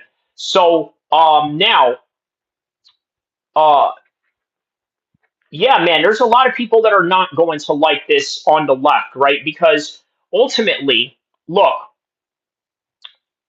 a lot of left wing guys are not fond of MMA. I mean, there are a lot of left wing guys that train MMA or this and that or the other, but in reality, they're centrist because they have to be influenced by the overall majority of the right wing base that comes into the MMA landscape. And then you throw Islamists into that whole mix as well. You got a lot of people that come from Dagestan and other Muslim regions of the world where they have a fundamental outlook of the world when it comes to the Islamic way of thinking, right? So it's basically a very conservative sport, right? Mixed in with a few skater looking, blue haired looking freaks that ultimately just get somewhat submerged into this culture, right? So on any regard, let's see what else they are saying about this particular topic. So Jon Jones never ducked anybody. Interesting for him to say that. Trump wants a UFC fight at the White House. Let's hear this right here. So Trump's bringing the UFC to the White House lawn. Yep, a full-blown cage fight where presidents used to host tea parties. 20,000 fans, octagon on the grass. To be exact, 25,000 fans as sort of the symbol of 250 years of America. So fists flying at 1600 Pennsylvania. He says it's to celebrate 250 years of independence because nothing screams patriotism like liberty, justice, and a rear naked show. And his team says he's dead serious. Trump's bringing the U.S. He said liberty, justice, and rear naked choke. That is interesting. That is interesting to say the least on that one, man. All right. So let's see here. Let's see what else could we take a look at with this. Okay. So, all right. I think we've sort of talked about every particular subject that we can talk about with this. So let me see what else did I want to talk about in here.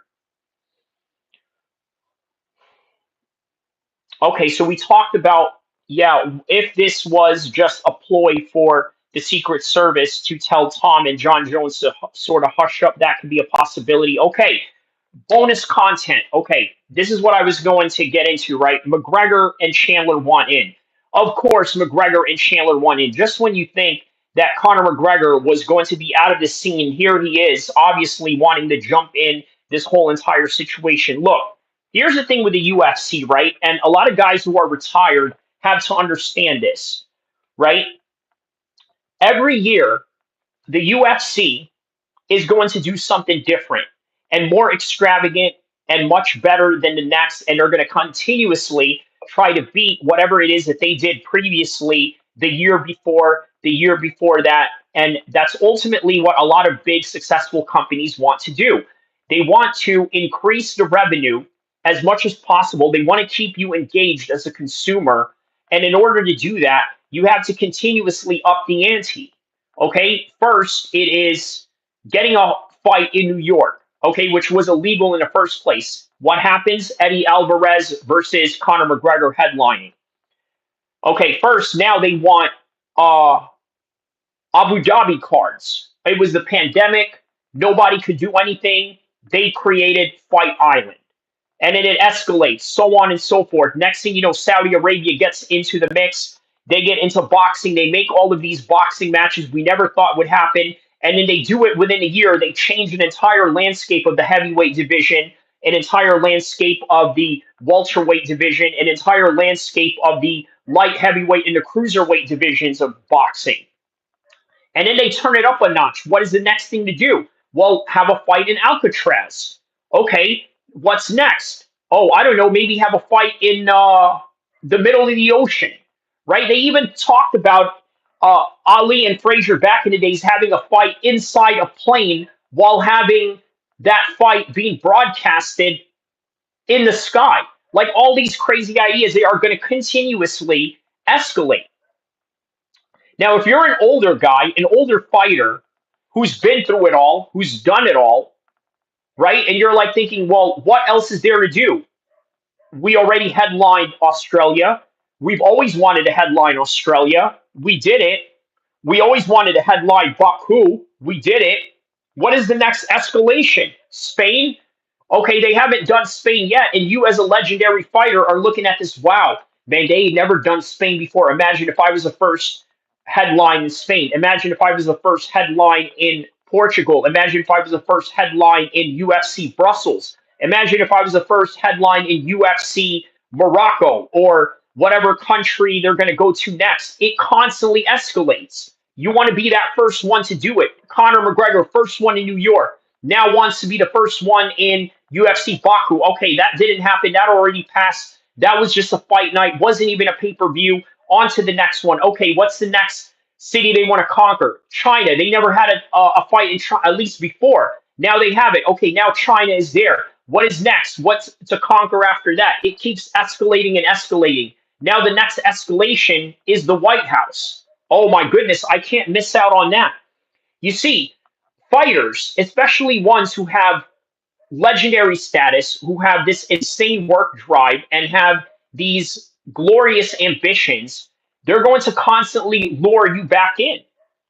Okay, now, hypothetically, obviously, I made a hypothesis earlier saying that perhaps maybe the Secret Service told Jon Jones and Tom Aspinall to keep a hush on this particular matter at hand because, well, they want to be able to create and facilitate by means of protecting everybody and having a threat assessment in place months prior before the idea even goes public.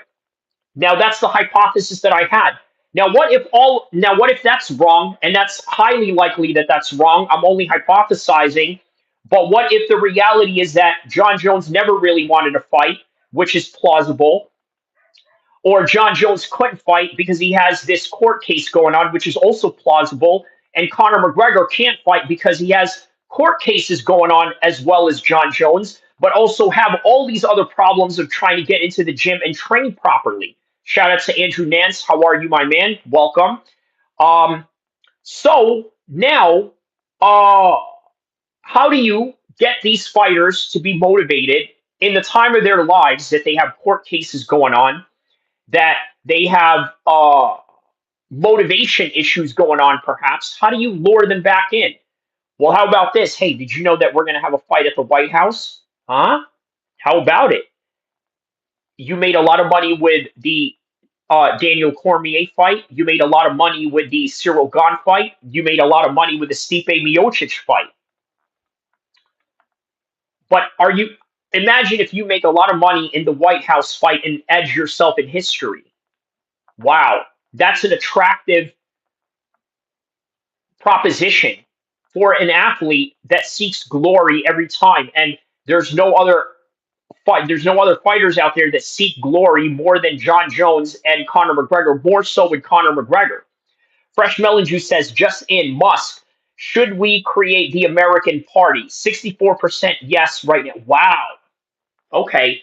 So Elon Musk is trying to create a new party. That is interesting. That is interesting to say the least. Wow. Okay. We're just breaking news on that one, man. Shout outs to Fresh Melon Juice for that breaking news right there. Fresh Melon Juice says, Elon, don't start a rocket company. It will never work. Elon, don't start an electric company. It will never work. Elon, don't start a political party. It will never work. You know what, my man? I'm glad that you brought that up because I'm not here to glaze Elon Musk in any kind of way. I'm here to just state facts, right? And I want to emphasize exactly what you're talking about right now because I think it's really important to hear out what you're saying, okay? There are a lot of people that are always going to doubt you in whatever it is that you do, right? They're going to continuously doubt you. They're going to tell you that you can't do it. But then somewhere along the lines, there comes this determined person, has a little bit of autism in his side, okay? And not only that, a high level of intelligence on the part of Elon Musk. Guess what? There's a great chance that he could absolutely make that happen, right? I mean, who are we to doubt him? Look at all the things that he's accomplished all throughout his life. Who are we to doubt him? And who are we to doubt Ilia Topuria? Just like when we thought, Ilia Topuria can't take Charles Oliveira. Well, why not? Islam did. It's been done before, right? That's sort of the theme that I'm trying to get at, is that once it's been done before, it doesn't mean that it can't happen again. And people really need to understand that, with full grips of reality. So interesting. All right, let's look that up, right? Obviously, this is the bonus stream section right now, right? I got into the bonus section of Conor McGregor and Michael Chandler, and how to lure back these legends that have already accomplished everything that they want in their lives. How about one more accomplishment? Fighting at the White House. Everybody's going to want that assignment. Everybody is going to want that assignment. Or maybe they already had an assignment placed for these guys and put a gag order on them the whole entire year. Who knows? Who knows? But I tell you what, there's no other MMA content out there that is telling you like this in this particular matter, right? So let me see here.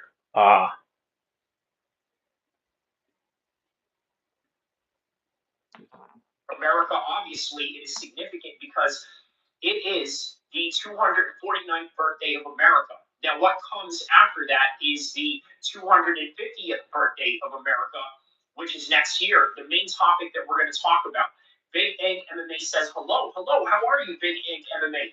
Hello to Big Ink MMA. Hello to Marty Miller, 65. And for all of you that are out there tapping in the world right now, I'm going to talk about a history in America that has been forgotten. Trump said UFC fights in the White House. Correct? All right, so I'm going to do a replay of that in just a little bit. I want to see if there's other topics and subjects I could touch on right now. Hold on. You know what? Let me see. Before I go into the replay portion of the stream, I want to address that thing that he said that Elon Musk said. Let me see if I can look for a particular news clip that sort of encompasses that thing. By the way, shout outs to the latest guy that that subscribed to my channel. Everybody around the world, please subscribe to the channel. Let me know that you are a supporter of the channel. Let me know what part of the world you are from on the comment section below. Thank you. So here we go. Let's see here. Elon Musk, American Party.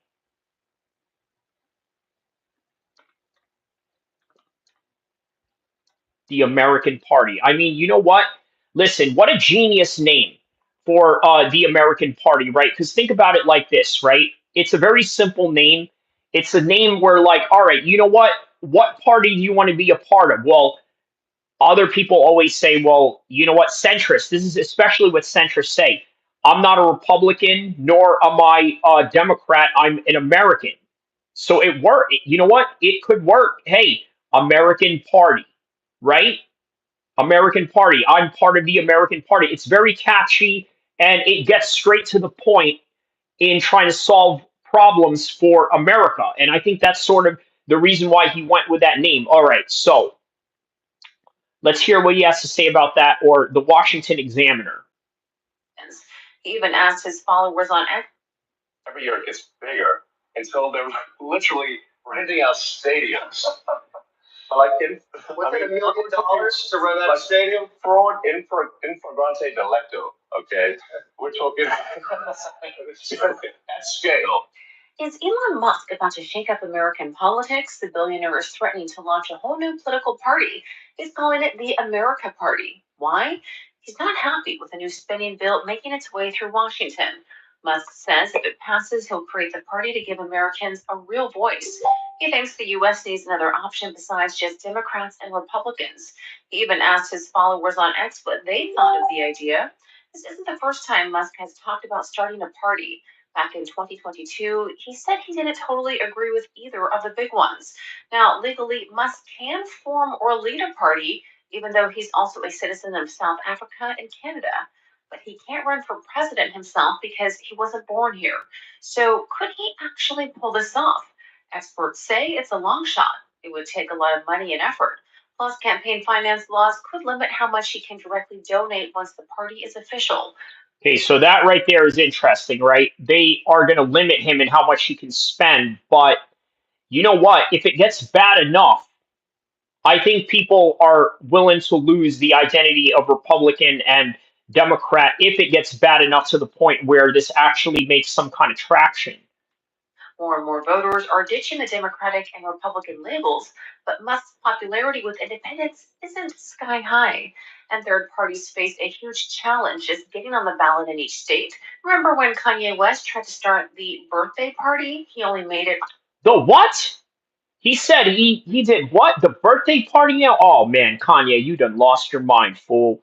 Talking about, you want to have the birthday party. That is weird. Onto the ballot in a dozen states. Even liberty. It sounds kind of Chomo-ish. Fresh Melon Juice says Elon haven't spent $1 on Tesla commercials. I mean, you know what? He's certainly a guy that believes in the concept of word of mouth, right? Like, he definitely is one of those guys where, like, hey, you know what? I prefer the word of mouth rather than, frivolous or like tacky advertisements, right? So, Libertarian Party suggested Musk just support them. It remains to be seen if Musk will follow through.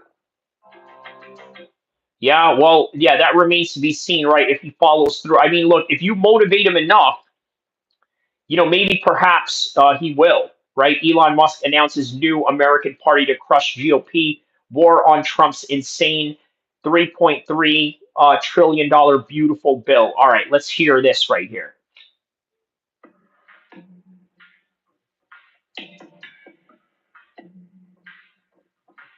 Okay, so Elon Musk says every member of Congress who campaigned on reducing on government spending and then immediately voted for the biggest debt increase in history should hang their heads in shame.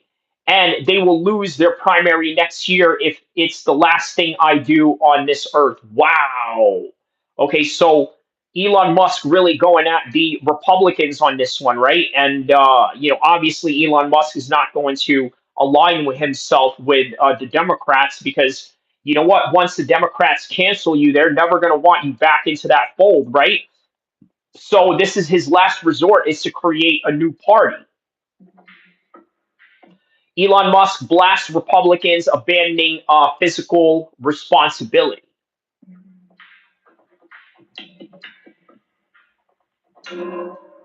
Okay, so the American Party coming, Musk vows to shift the political landscape of the United States. So the latest Senate draft bill will destroy millions of jobs in America and cause immense strategic harm to our country. Okay, this is utterly insane and destructive. It gives handouts to the industries past while what does he say here? So Elon Musk blasts Trump's onto one big beautiful bill as insane and warns it will crush taxpayers with historic levels of debt. Okay, so obviously Elon Musk has a serious, you know, um, serious concerns here. Okay, so utterly insane and destructive. It gives handouts to industries of the past while severely damaging industries of the future. Uh, all right, so okay, so Musk accuses Republicans of selling out their physical conservative values and embracing massive government spending. Okay, so Elon Musk goes on to say anyone who campaigned on the promise of reducing spending but continues to vote on the biggest debt, call an increase in history, will see their face on their post on this poster in the next primary year. So it's a picture of um, Pinocchio, obviously, symbolizing that his nose got bigger from lying. And then Elon goes on to say, anyone who, okay, so we talked about that. So, okay, so Musk accuses Republicans of selling out their physical conservative values and embracing government spending.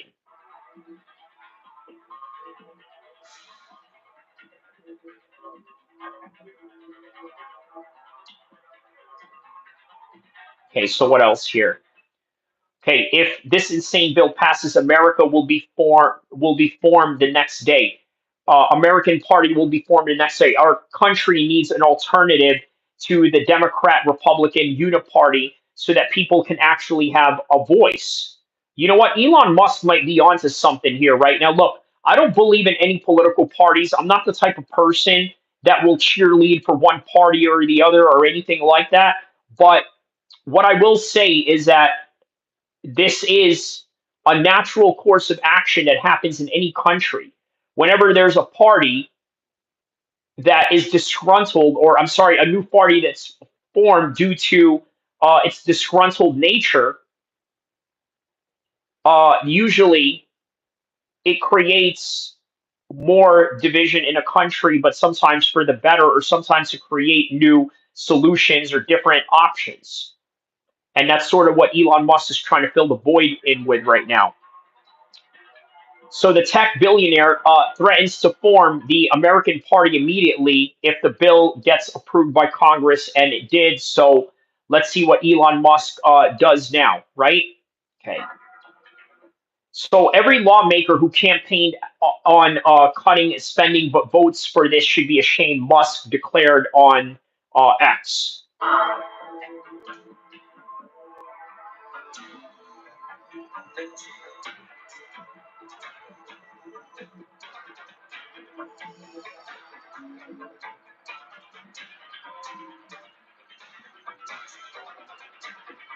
All right, and that is the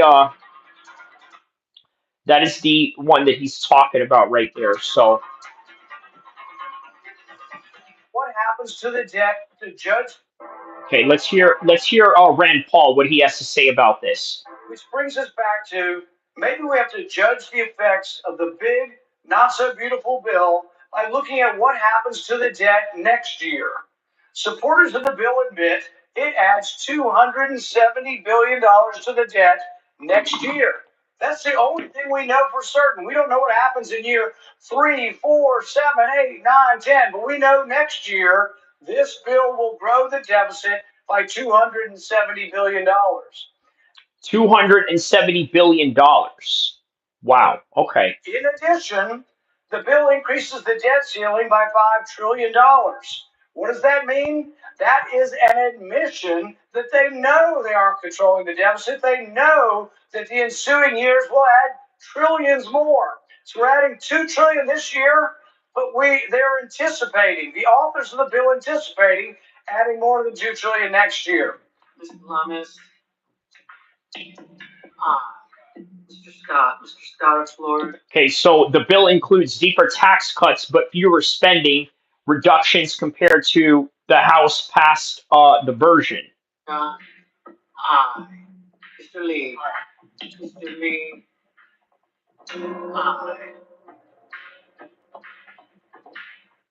Now, the White House argues the bill will slash deficits over time and spur massive economic growth through investments. That is what the White House argues under the Trump administration.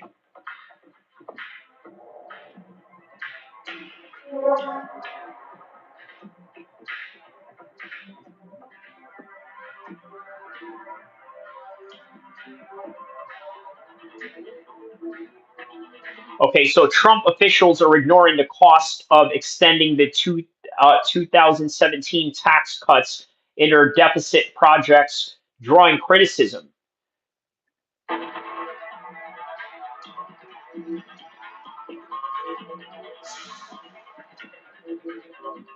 And it's also incredibly important that we pass this one big, beautiful bill, which is the largest tax cuts in American history.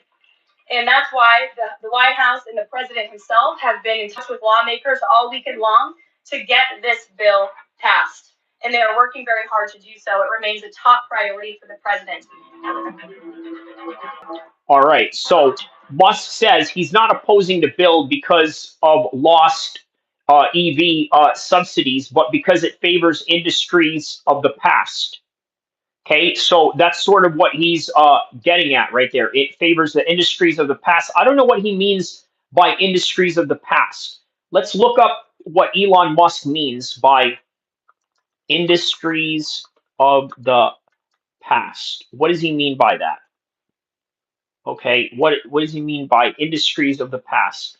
Industries of the past, particularly during the Industrial Revolution, which included architect,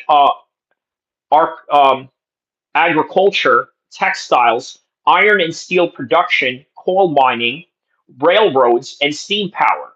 Now, these industries were significantly transformed by technological advancements, leading to mass production and significant changes in society. So, detailed breakdown of key industries. Agriculture. While agriculture has always been a fundamental industry, the Industrial Revolution brought about mechanization and improved farming techniques, increasing efficiency and output. So that's what we mean by the industries of the past or the industries of old. Also, textiles. The textile industry was one of the first to be revolutionized. Innovations like the spinning jenny, the power loom, and the factory systems dramatically increased production and shifted textile manufacturing from home to factories. Now, what about iron and steel? The demand of iron and steel soared due to their use in building machinery, railroads, and other infrastructures. New smelting techniques such as Bessemer process made by steel productions and more efficient and affordable.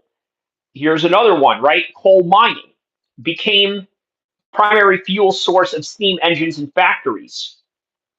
The expansion of mining operations led to a greater reliance on coal for energy production. Railroads.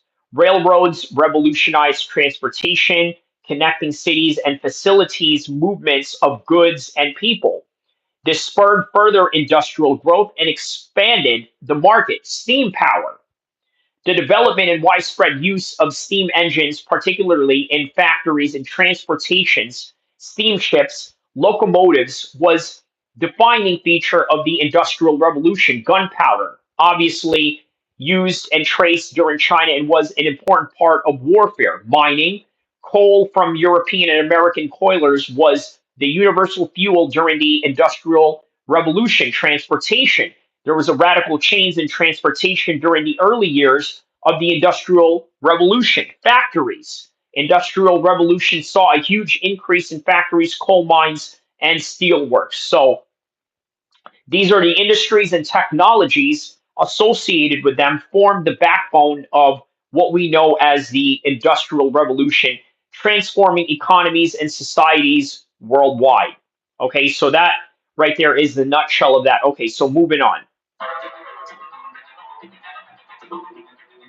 So that's what Elon Musk means when he says Musk says that he's not opposing the bill because of lost EV subsidies, but because it favors industries of the past. Well, I guess you're not the industry of the past, so maybe there is a little bit of inherent bias in the part of Elon Musk to say that or to proclaim that, but we'll see.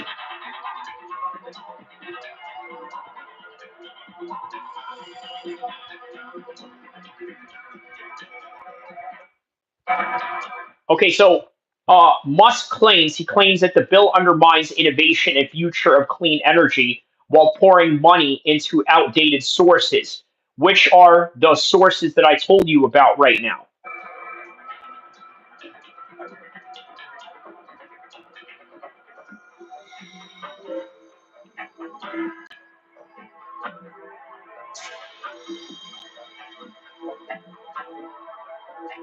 All right, so that is the news on that particular topic. Elon Musk vows to help defeat Republicans who vote for. Okay, this is shout out to CNN. This is CNN portion right here. Ninja transfers? Ninja transfers is definitely killing them.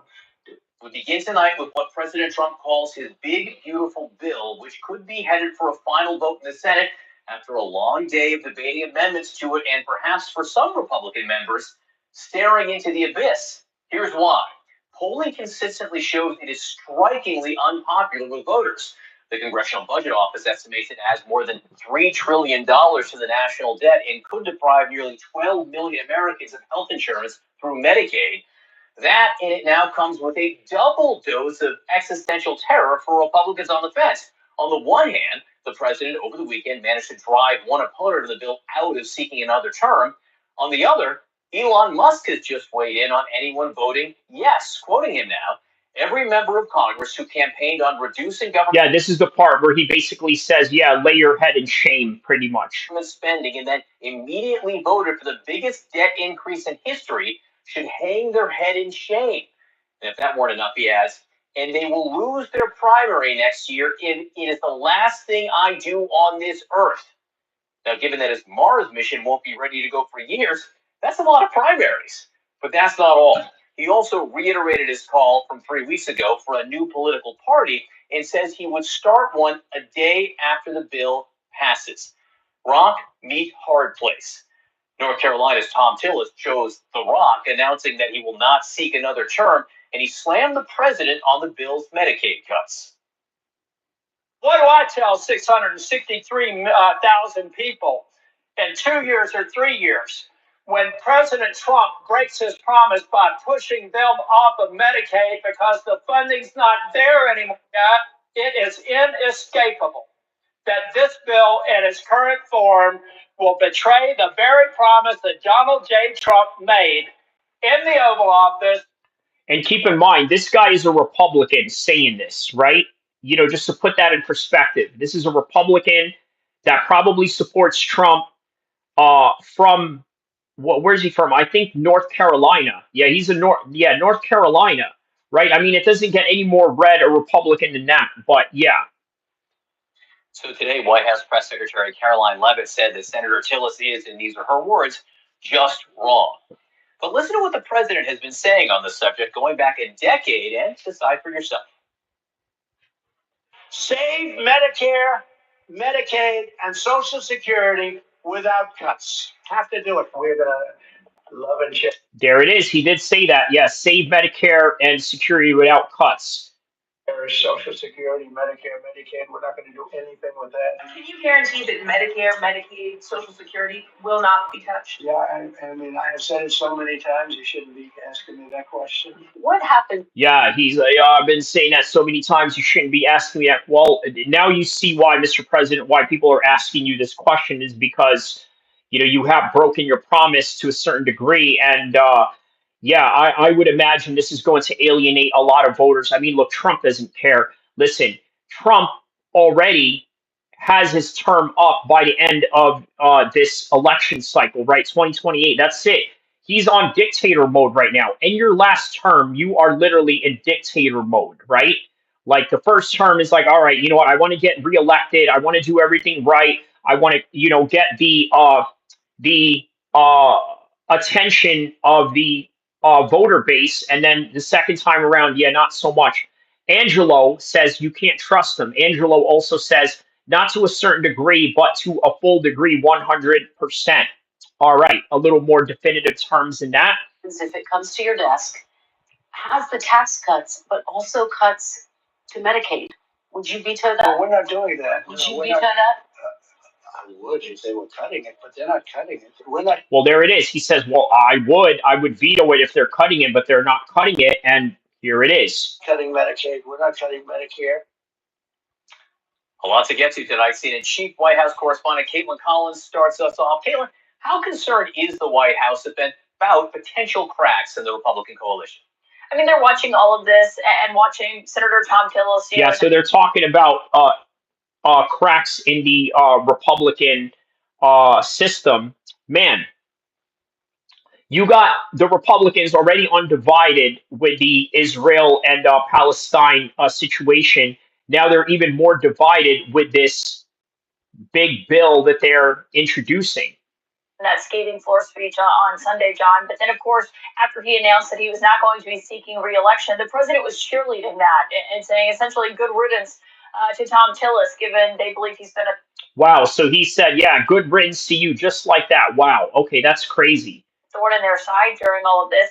And John, honestly, when they look at this overall, and I've been talking to White House officials about what they think is ultimately going to happen here, they do think this will pass. They don't think Republicans are going to defy the president. And this was 4 days ago when CNN came out with this 4 days ago, and it has passed since then. So on his signature legislation, as big and sweeping as it is, and with those potential cuts, the question is how long it's going to take to get this through, to get this done. And that's what they've been watching, obviously, very closely at the White House. But with Senator Tillis there, as he's coming out and he's saying that the president is being misinformed by his advisors on what is actually in this bill, and that it's going to make him essentially go back on the promises that you just heard him say there about not interfering with people's Medicaid benefits. I mean, the White House is just flatly rejecting that and arguing that it's wrong. But I think you have to look at, with Tillis' decision yesterday to say he's not going to be seeking re-election, he doesn't really have a lot to lose here in terms of why he is speaking out and why he is saying that, or any incentive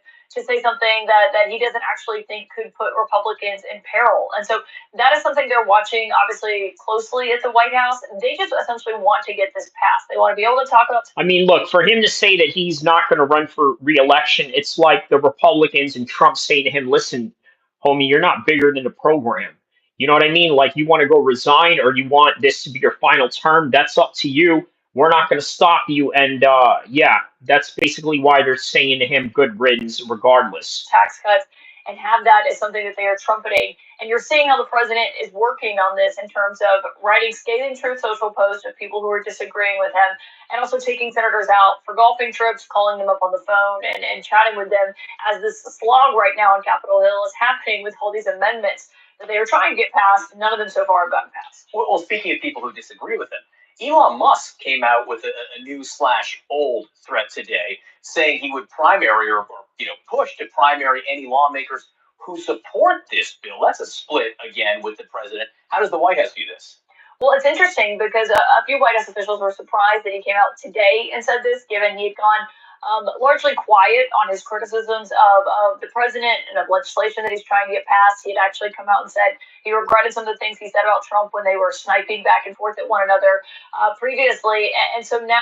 Yeah, he regrets, but then, there's this going on. And Look, I think there's a bit of some political motivation on the part of Elon Musk. I don't think Elon Musk really cares about anybody losing their Medicare or their Social Security or anything like that. This is a guy that is a billionaire that is rich beyond your imagination. And for him to even have an empathy for you in any kind of way, I think would be absolutely ridiculous, if not non existent. Now, to look at this, what he's saying, I mean, he's going after this and saying Democrats and Republicans are both in the wrong here. A new political party needs to be formed, that all of Washington, he says, is in agreement more than they are in disagreement. It's starting to primary Republicans who vote yes on this. Obviously, John, there's a lot of Republicans who are likely expected to vote yes on this that he's saying that he would be going after. But he's Wow. So, in a way, he's sort of coercing them is to say that, hey, listen, if you're going to vote for this, I'm literally going to bully you into a corner and, yeah, man, just basically shame you publicly for it. So, he's essentially trying to highlight what he says is the criticism of Republicans who complain about big spending in Washington and then are about to vote on this, given the estimates that we've seen, including from the budget office this weekend, of just how much this is going to add to the deficit. Yeah, that's a lot of primaries. You better have deep pockets. Caitlin Collins, thank you very much. And of course, you can join Caitlin at the top. all right. So, yeah, marathon Senate voting session underway for Trump's bill. Blumenthal of Connecticut. He's on the Armed Services and Judiciary Committee. Senator, nice to see you. Any prediction on what Okay, so now this one is Senator Blumenthal. Let's hear what he has to say on this particular happens topic. tonight and what time? Certainly, I have no prediction on time, and I've just come from the Senate floor. There's a real question about whether they have the votes. They are really struggling because they face this dilemma of making $4.5 trillion in tax cuts, which require them to make slashing cuts in Medicaid, in nutrition programs, in aid to veterans, and student loans, and much, much more, which will have really drastic effects on their constituents. So now they're engaged in this horse trading kind of process, providing exemptions or exceptions for. Okay, so that's interesting how he sort of views this as like horse trading in a way, right? And well, let's hear why he feels that way.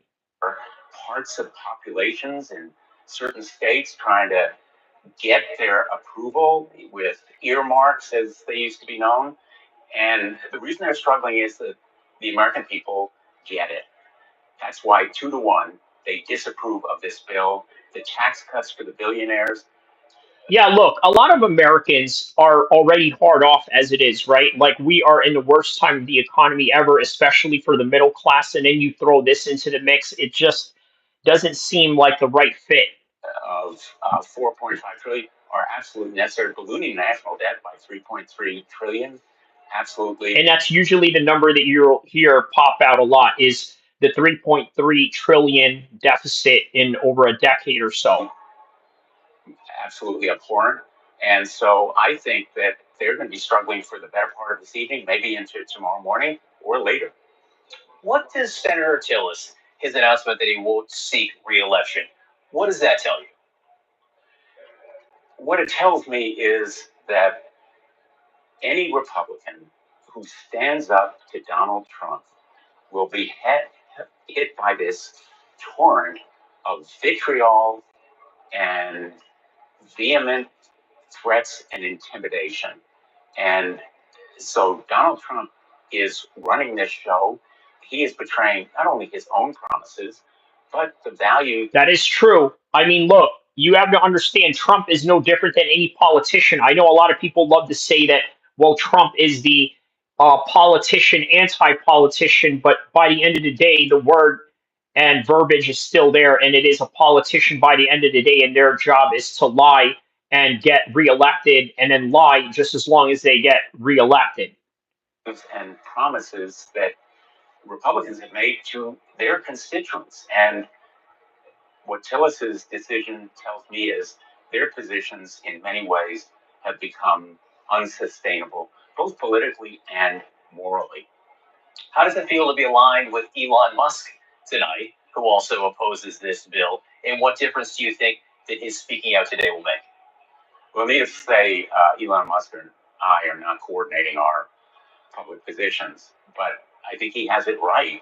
And yeah, so this senator is saying it's not that him and Elon Musk are intertwined with each other in this. It's just that they happen to believe in something that is right, and they may not have to agree fully as a political unit. But in other words, a broken clock is correct twice a day, is what they are trying to say here in full expression.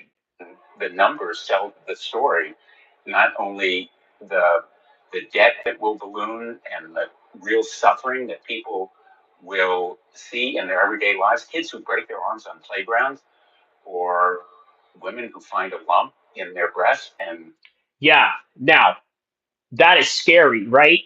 Kids that break their arm. I mean, look, it is a mess, man. Like the way they're projecting this, it is as if, man, it is going to be a serious problem for a lot of people. But they go to the emergency room, they're uncovered. Seniors who are kicked out of nursing homes, the pain is undeniable. And Elon Musk may not feel or see that pain, but top line, he knows the financial markets are going to begin reacting to the levels of debt that will be generated. The economy is at risk.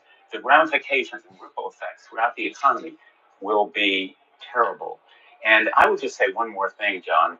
The Republicans have corrupted this democratic process. They have, in effect, relied on an accounting trick. It is called baseline budgeting, and the baseline current policy that enables them to disguise. okay, let's look up what baseline budgeting means. Okay, let's look up baseline budgeting. What is that? Baseline budget. What exactly does that mean? So baseline budget is an initial approved budget for a project or specific period, like a fiscal year, that serves as a point of reference or measuring performances and tracking changes. It's essentially a financial snapshot or benchmark against which actual spending and progress are compared. This baseline budget is crucial for project management, financial analysis, and contract management, helping to manage costs and identify potential issues early on. So that's what it is by the end of the day. Okay, so let's go back to part of the effect on national debt.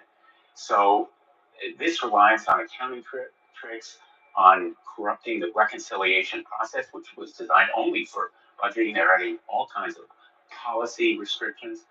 I think will be seen by the American people as fundamentally destructive of the democratic process. We will see, certainly, maybe see what happens in the Senate sometime tonight. Senator Blumenthal, thank you. all right. So I think that's all that we have for this one right now.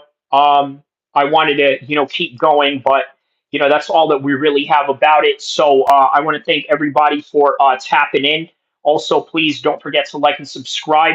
Uh, you'll probably see this on a replay sometime today. I'm probably going to do just a 4th of July replay or whatever of just random stuff that I have going on with my videos, just to, yeah, I guess, get some. Just do some little replays of some of my past videos and this and that, and then we'll go from there. So yeah, I just re-tapped in Financial Sabachi says, all right, well, since you're here, you know what, let's keep going. All right, let's keep going. Bernie Sanders obviously had something to say about this. So yeah, 4th of July marathon, pretty much. Well, this isn't the 4th of July marathon. The 4th of July marathon I'm going to do after this, meaning that I'm just going to play a whole bunch of random videos on a live stream, and we'll go from there. It's sort of like a talent showcase of some of my best videos, pretty much, right? So that's what you're going to see. And then on top of that, I'm going to throw some exclusive members only videos that I have. Check out my members only videos as well that I have going on. So all right, let's continue on. Let's hear what Bernie Sanders had to say about the big beautiful bill. Okay. Let me guess. You're thinking about going. Oh, a little commercial here. All right, let's hear Bernie Sanders. This is not a gift to the billionaire class. They paid for it. This bill is an absolute reflection of a corrupt campaign finance system which allows billionaires to buy elections. And when billionaires spend hundreds and hundreds of millions of dollars trying to elect a president or a senator or a member of Congress, they're not making that investment just for the fun of it. They want something in return, and this legislation, big time, is what they are getting in return. That is a good point by Bernie Sanders. Okay, Bernie the woke Jew. Yeah, he is. He is. I mean, look, let's not make any bones about it. Bernie Sanders would have absolutely been a shill to them boys. Okay, them boys who have a flag that is similar to this color. But yeah, you know what I mean. I mean, look, I'll just say it out loud, right? There's just some blue flags that I don't mess with, and I ain't talking other Crip sets, if you know what I mean, right? Yes, if Bernie Sanders was in a position of Trump, he would have done the same thing when it comes to Middle Eastern policies, and we know what we're talking about, right? But he is right about what he's saying here. The reason why this bill is being passed is because these billionaires essentially bought off these politicians. And you got to understand, in a capitalistic society, and I'm not a communist or a socialist by any means, right? I'm certainly not Bernie Sanders. But if you have a society that is driven on just capitalistic gains all the time, I mean, you are opening yourself up to corruption. So what is in this bill that they invested in? Well, if you are in the top 1%, you and the class you represent will receive Ice Cube, no Vaseline. That's right. a $975 billion tax break. $975 billion tax break. $975 billion tax break. Okay, that's crazy.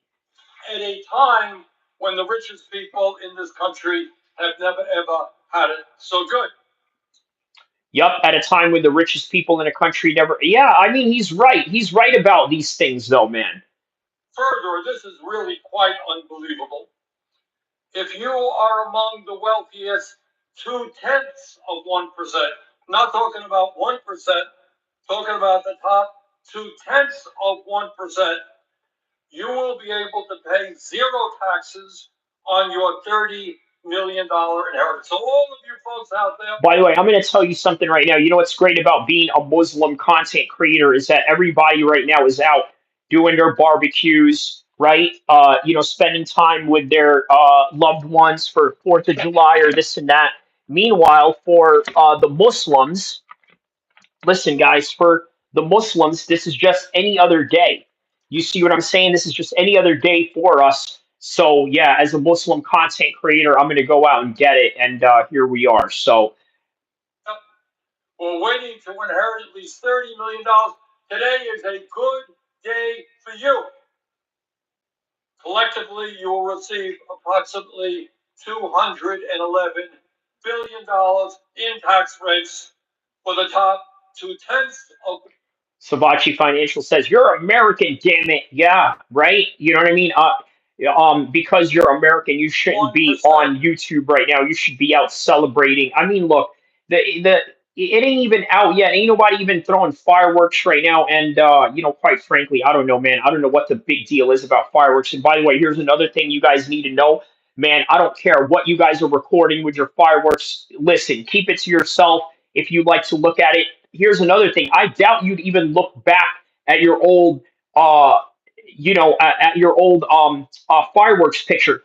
Go on your phone if you have an iPhone, right? Type in the date of July 4th of every year. I guarantee you, you're not going to be watching your past preview ones if you probably already deleted it. You jump. When the cracker says jump, Savachi Financial says, yeah. Congratulations. You hit the jackpot. Ain't nobody going to tell me when to jump. I'm going to take this opportunity that nobody's online doing content. MMA Joey ain't online. MMA Guru, even though his ancestors got beat up by the Americans, he ain't online. But I'm online, not MMA Joey, not MMA Guru, not anybody with an MMA at the end of their name, because there's only one person with an MMA by the end of their name. It's actually a guy who's been in fights, unlike other content creators out there. But here we go. F MMA Guru laughing my butt off. Yeah, man, for sure. If you are a large corporation, With his awkward ginger Welsh looking ass. and you want to throw workers out on the street and replace them with artificial intelligence, or maybe you want to shift your profits to the Cayman Islands or other tax havens, you are going to get a $918 billion tax break.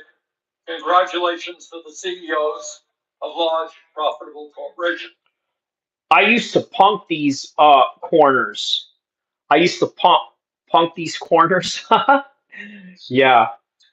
While the rich and large corporations make out like bandits in this bill, what does it do for low income and working families? Well, Okay, well, that's a good question, right? Because obviously, low income families are going to be affected by this. Look, this is what I see going on, right? Because this is really going to hurt a lot of people. The fact that this is going to hurt a lot of people, you have to anticipate violence that's going to come out of this. Not that I want that, not that I wish that upon anybody, for the record, right? I don't wish this upon anybody, because if anything, if you live a good life in America, or if you're living decent in any kind of way, man, you don't want any of that to be disrupted to any degree. But guess what? This right here is going to cause a lot of disruption in the lives of others. And if you put enough people in a line of desperation, okay, you're going to cause some serious problems. I'm going to tell you something, right? You guys remember that Don't Unfriend Me show that I beefed with, right? When I went on their show, they asked me, this was when we were cool, right? They asked me, hey, do you think there's ever going to be a chance that America falls into a riot? You know what I said? I said no. It's not going to happen. And my answer was because America has too much wealth, even for the poor people. It has a certain immense amount of wealth that is incomparable to, let's say, other third world countries in which poor and destitution has a very thin line with each other, right? So, in other words, what I'm saying is that if you live in the hood in the United States, you probably live better than somebody who lives in the favelas, right? I'll spin the block, homie. This nigga in his Ted Koppel era, Ted Koppel era. Are you talking about me in the Ted Koppel era? You heard? I'll spin the block, homie. But yeah, Ted Koppel. Are you saying I'm the new Ted Koppel? I guess I could be the Arab Muslim Ted Koppel, right? This is Ted Koppel reporting you for live evening news. Well, this is the 4th of July marathon special in Kyrie Abu El-Kheer MMA.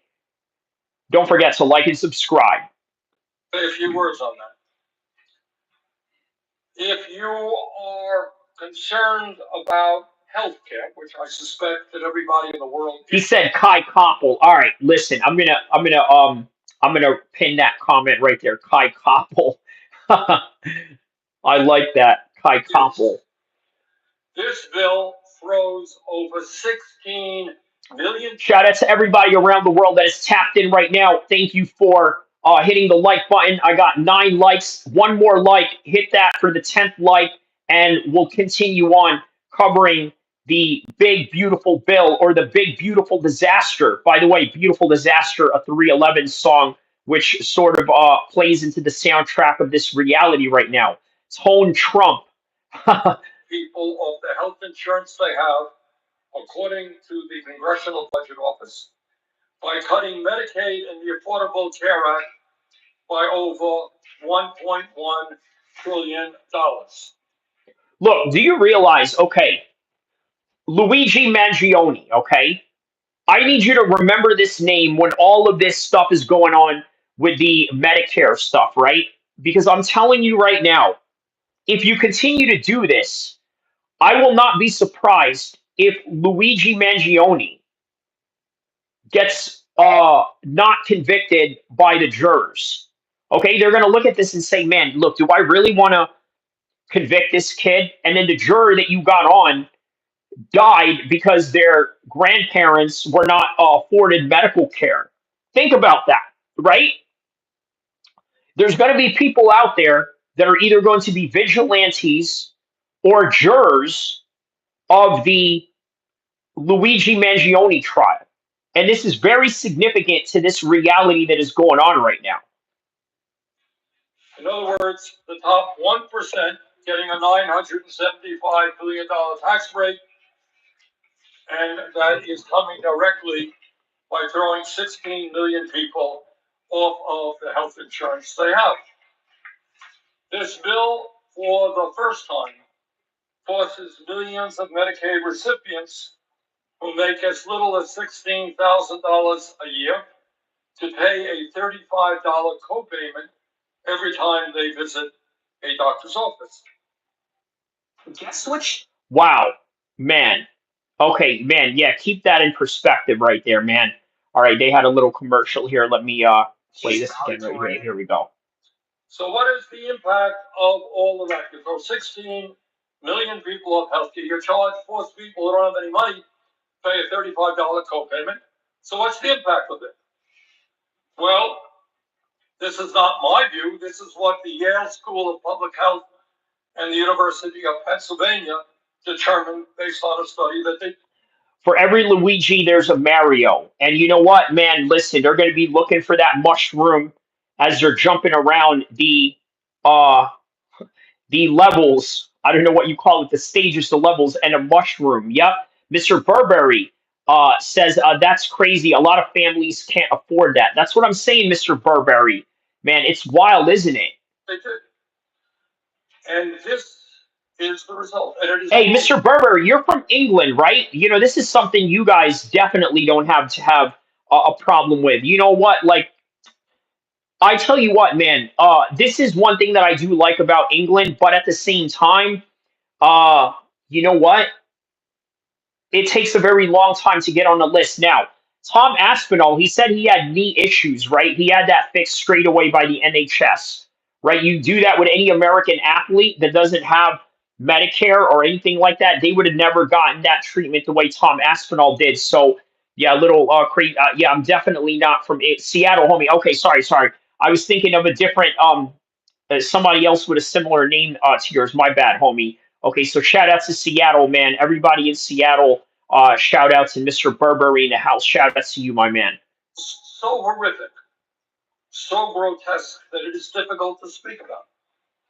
But they estimate that if this bill goes through with all of these cuts in healthcare, if 16 million people are thrown off of the insurance they have, 16 million people are going to be thrown off the insurance that they have.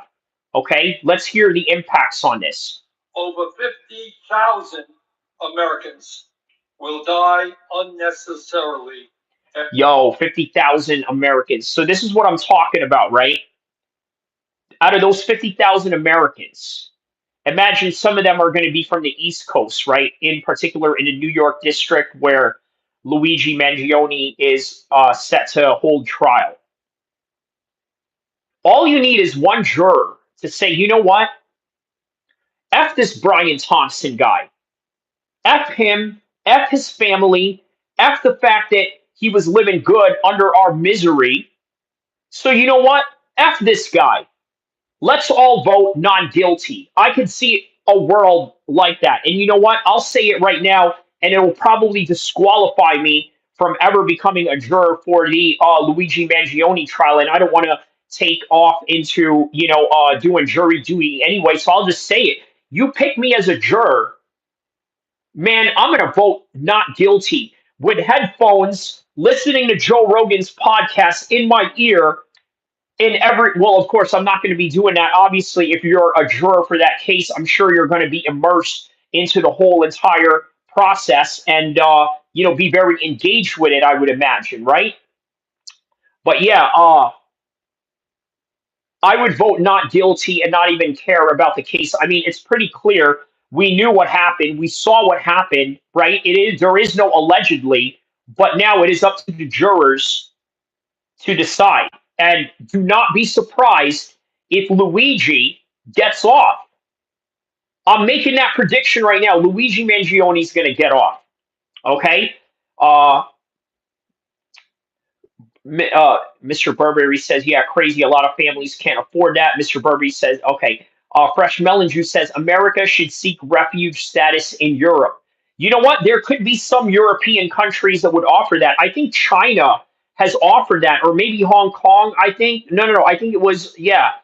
I think it was China that offered American students who have been wrongly treated based on the Palestinian and Israeli protests to come there as some sort of refugee status. So very interesting. Mr. Burberry says, wow.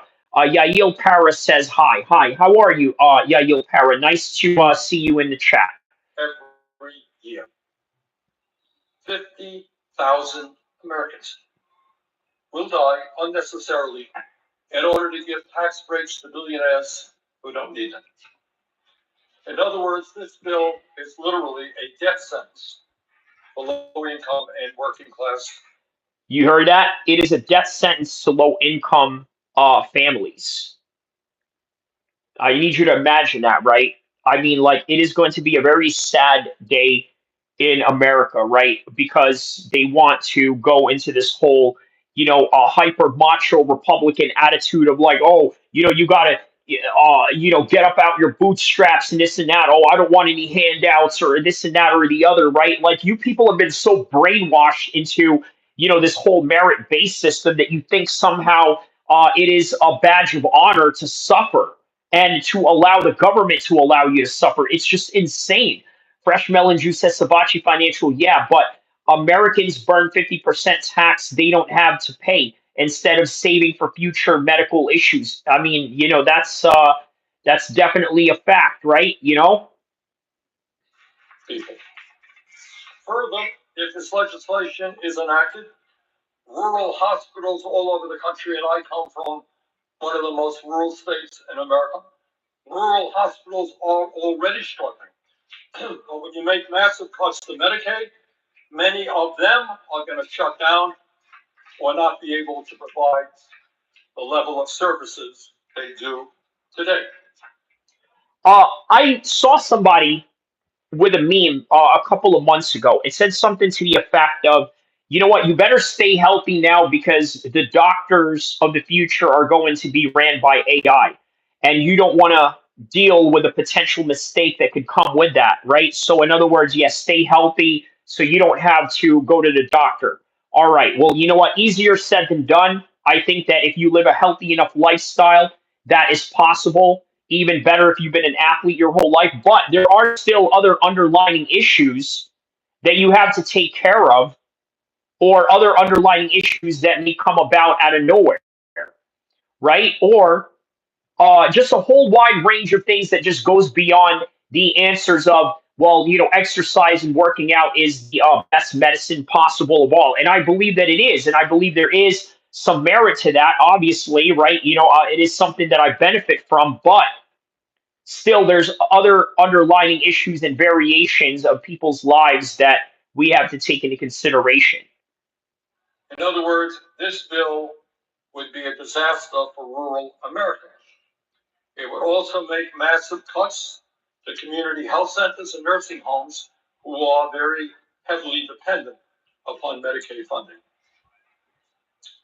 Bottom line is that this legislation is the most significant attack on the healthcare needs of the American people in our country's history. And you know what's crazy about that? Trump is not exactly the healthiest horse ever. And I know a lot of you Republican guys out there who are disillusioned with Trump and have this attitude that, oh, well, Trump is perfect or this and that, or he's in great shape, or look, he's cognitively in shape, but physically, look, man, the man eats McDonald's all day long, right? For a man who has this kind of lifestyle and potential health hazards that's going to come to his life, it is insane to me that this guy has operated in this kind of manner, especially attacking Medicare. And again, the only explanation to that goes back to what Bernie Sanders said earlier. These guys are tied in with certain companies and they basically pay their bills for their campaign, get them elected, and now they got to do what they were promised and asked of them to do. We already have, as everybody knows, a healthcare system which is broken, which is dysfunctional, and instead of addressing it, instead of doing what every other major country on earth does, guarantee healthcare to all people, we are throwing 16 million people off the health insurance that they have. But it's not just healthcare. The future of America rests with our children. And yet, in a nation which now has the highest rate of childhood poverty of almost any major country on earth, this bill wipes out nutrition assistance for millions. So, in other words, there's going to be more fat kids in America because the aspect of teaching them nutrition, or at least providing them good enough nutrition, is going out the window, all because of this bill. Yeah, very good job. Very good job for all those that voted for this. But then again, look, I'm not going to blame it on voting. I know that's what a lot of people like to do. Look, I'm under the impression that, you know what, voting one way or another is not going to matter, and this is just the reality of it. Of hungry kids in America. We are literally taking food out of the mouths of hungry kids to give tax breaks to Mr. Bezos and Mr. Musk and Mr. Zuckerberg and the other multi-billionaires. Before you hit skip, give me a few seconds. Yeah, man. Look. I don't agree with Bernie Sanders politically, but you know what? Like I said, a broken clock is correct twice a day. If we understand that if we're going to compete effectively in the global economy, we need to have the best education system in the world. This bill makes $350 billion in cuts in education, with the result that working class kids will find it much harder to get the higher education they need to succeed in life. If you are concerned about the existential threat of climate change, and we're seeing heat waves right now all over the world, this bill decimates investments in energy efficiency and sustainable energy like wind and solar, and moves us in exactly the wrong direction with regard to energy.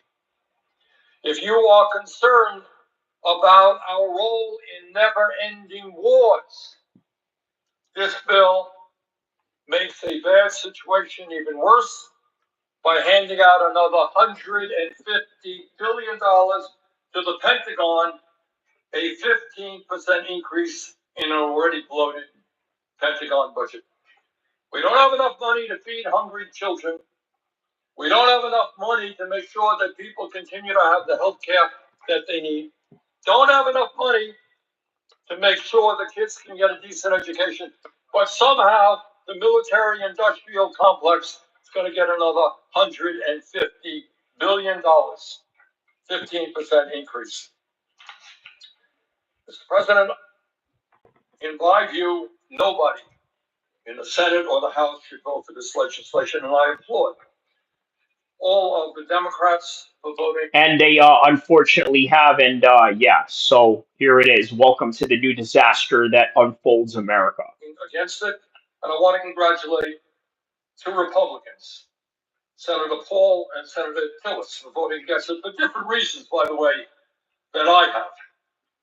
But I do find it interesting, and it does tell us where we are as a nation today, that when one of those senators, Senator Tillis, voted against it because he thought it was not a good bill for the people of his. And by the way, obviously, Senator Tillis is a Republican senator, to say the least. So, home state, North Carolina.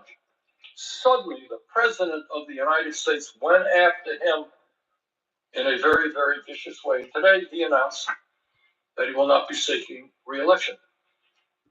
And that is his own party member, too. And this is one of the concerns that many Republicans have, is a very divided party. And surprisingly enough, now the right is divided in Palestine and Israel, which really surprises me, which kind of shows you there's a different shift in the right wing space of things. So it appears now that the Republican Party has really become a party of the cult of the individual.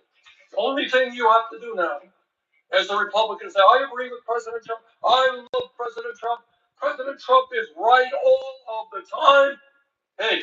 Who won the American hot dog contest? I mean, that's a very disgusting, to be honest with you, a very disgusting event. But yeah, I don't know. I mean, are you referring to someone having that in their house or something, or someone, or happening in their neighborhood? I wouldn't be surprised if that's what they're doing right now. But that's, yeah, that's red, white, and blue freedom for you right there, right? Yeah, don't disrespect our American heroes. That's what I think of your. But anyways, yeah, Fresh Melon Juice says there's no divide in the right. Liberals who vote for Trump instead of Kamala are crying. That's all. Well, Fresh Melon Juice, let me ask you something. Do you think this bill is a good idea? If so, let me know. They gave the hot dog champ and a UFC belt. Oh wow. Okay, so you get to win a UFC belt for that, right? He's from your hood. Oh, okay. Very interesting. Okay. So all you got to do now to be a good Republican. There was a day when Republicans and Democrats understood that they were elected by their constituents. Yeah, you want to work with the president of your own party, nothing to do about that. But there was an understanding that you were also elected to represent your constituents and not simply pay homage and bow down to every wish and whim of the president. Mr. President, during the vote-a-rama, I will be offering several amendments, which I hope will win support. Number one, at a time when 22% of our nation's seniors are trying to survive on less than $15,000 a year, my first amendment would fundamentally improve their lives in two significant ways. Number one, it would cut the price of prescription drugs under Medicare in half by making sure that our nation's seniors do not pay any more. By the way, after I'm done with this, speaking of a person from my hood, I'm going to go to the reaction of former Newark Mayor Cory Booker. Okay, let's go. Let's go right here. Yeah, we're gonna react to Cory Booker next. So, oh,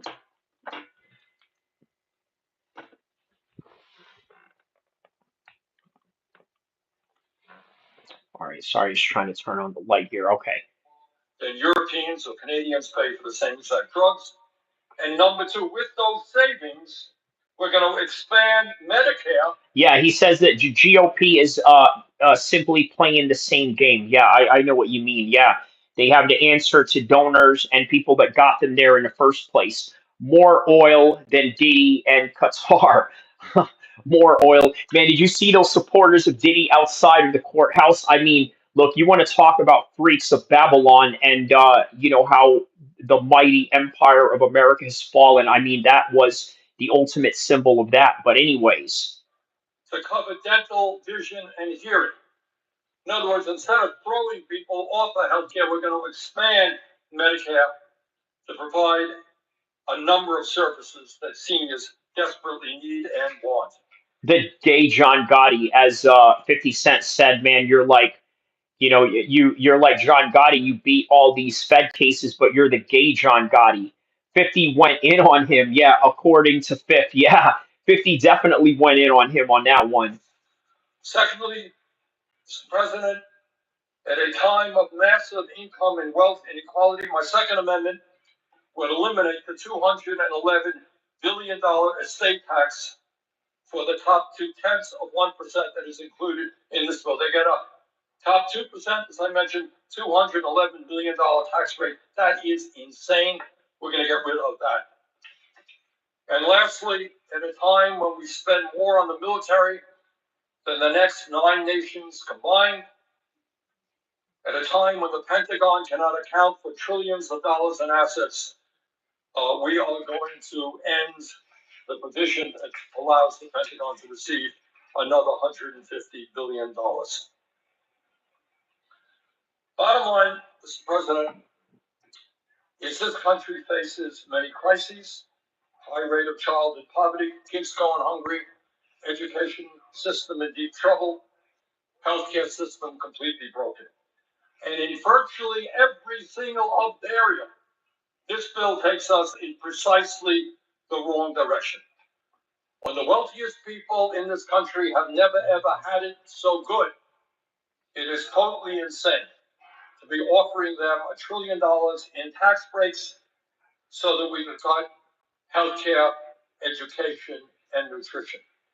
This bill is not what the American people want, and I hope very much we can defeat it. Thank you very much, Mr. President.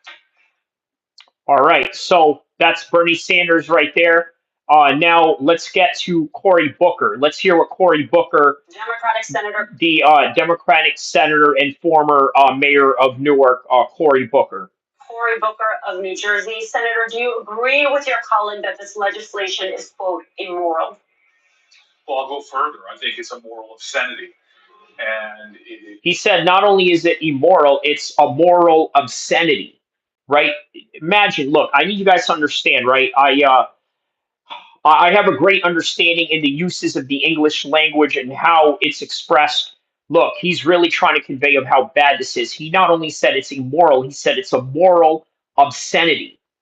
But go on, Mr. Cory Booker. Is violence in the sense of what it will do to many families by denying them health care when they're sick, by denying them food when their children are hungry, denying our seniors critical care in their latter years, denying the disabled the kind of support that they need. This bill is moral obscenity, and I'm stunned that only a few senators on their side of the aisle have even been willing to speak to the impact it will have on their states, their constituents, their rural hospitals, their families, their children in their state.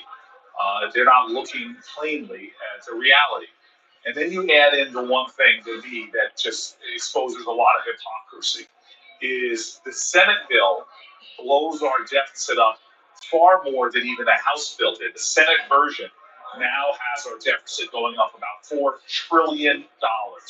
So they are gutting and cutting programs for millions and millions of Americans and giving tax breaks to billionaires, all while doing such fiscal damage to the stability and strength of America and racking up a bill that our children will have to pay for. All right, so that's interesting to say the least, right? Again, it's kind of like a diffusion of responsibility, okay? A serious diffusion of responsibility, because look what Cory Booker just said at the end. He said, a bill that many of our children have to pay for. So what is it that an 80-year-old man like Trump care when this is just going to be diffused into the responsibility of the younger generation?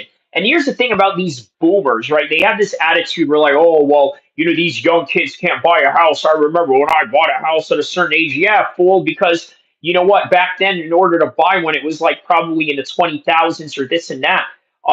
Fresh Melon Juice says Democrats and Pelosi used to come with thousands of pages to vote on the day before. When the final vote was made, the bill had been changed without anyone knowing what they voted for. Now, that's insane. Yeah. I mean, that's criminal in a nutshell. I mean, really. The Republican bill was read in Congress for 16 hours, Fresh Melon Juice says. Wow. Senator, I want you to take a listen to what your colleague, Senator Josh Hawley of Missouri, had to say about this bill. We can't be cutting health care for working people and for poor people. And by the way, this senator is a Republican from Missouri, right? Josh Hawley from Missouri.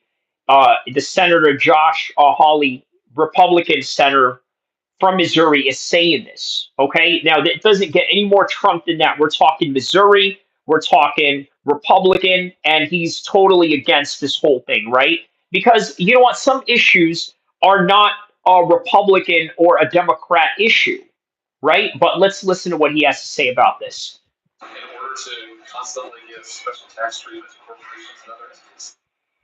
Okay, so if I just listen to that sound, Senator, I would assume that Senator Hawley was not going to be voting for this legislation, but at this moment, he is counted in that whip count as a yes. Make it make sense.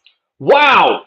Now, how about that? He voted for it when he just said on camera that he wasn't going to do it. So now, this news anchor lady from MSNBC is asking, well, make that make sense. So let's find out. I can't. I really can't. I've heard everybody from Josh Hawley to Ron Johnson so stridently speak out against parts of this bill, major parts of this bill, but yet they all seem to fall in line when they were doing the motion. Okay, so he says, but they seem to all fall in line when they say it publicly. Well, because you know what I think? I think they are saying one thing on camera, but doing something different behind the scenes, and maybe somebody is pulling the strings along, which is kind of weird to say. Like, wow, finally they're kind of seeing the strings that are being pulled in these directions. Proceed. I'm sorry, Josh Hawley needs to understand this is going to take away from working class Americans, healthcare, food aid, and other critical supports. Millions and millions of Americans are going to be paying higher energy costs. Are going to see their premiums, annual premiums, go up upwards near $1,000. They're going to see more and more people really hurt. While the wealthiest who do not need our support, they do not need our help. The wealthiest. Yeah, Fresh Melon Juice says most Republicans voted after Hakeem Jeffries' 8-hour speech. Yeah. You know what? It does take just that one person to make somebody go like, man, you know what? Maybe I don't want to lean towards that direction. Will be getting the biggest benefits from this bill, the wealthiest individuals and corporations. That's why I called this. Now, that's the common thing that Bernie Sanders was emphasizing. It is only the wealthy that is going to reap the benefits of this. So, bill, a moral assembly, all the basic decency of our country is being offended, undermined, and frankly, just brutalized by this bill. Senator, you referenced the two Republican senators who've already said they will not be voting for this legislation. Tom Tillis's resignation announcement, did that come as a surprise to you?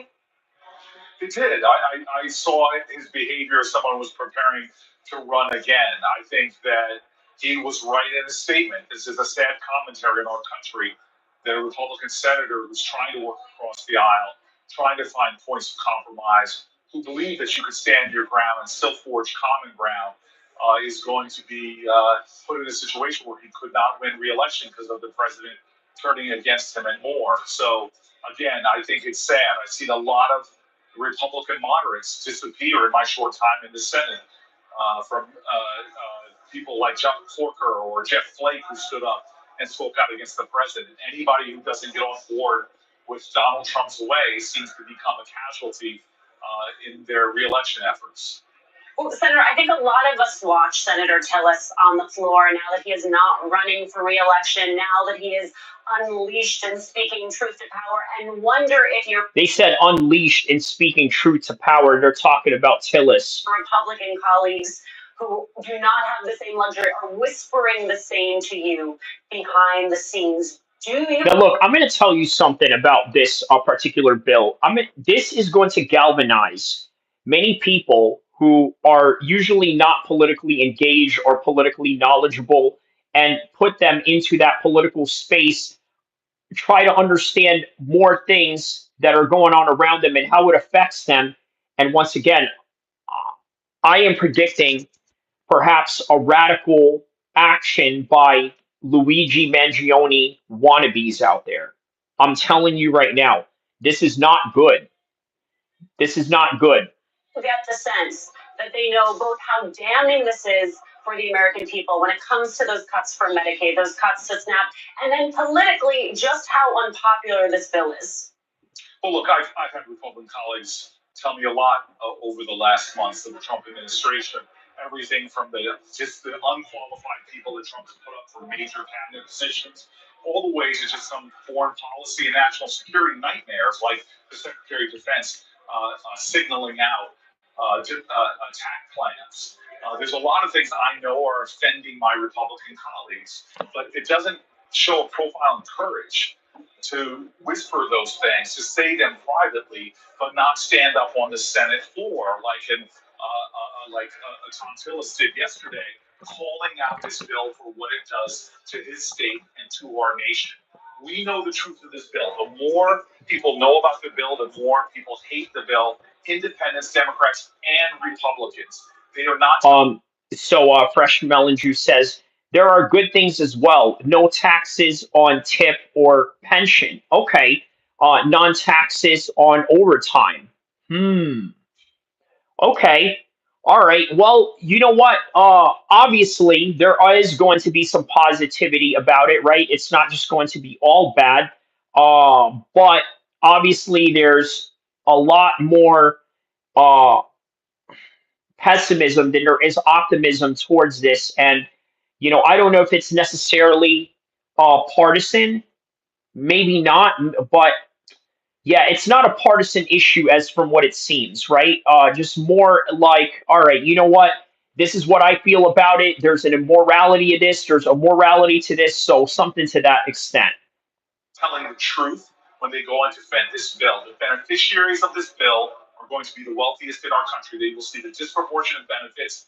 Average working Americans are going to see higher costs from their energy costs to their healthcare costs, and they're going to rack up a deficit that could take generations to pay and will become just debt service payments are going to become the largest expense in our budget as a country, absent the Social Security benefits we pay out to American seniors.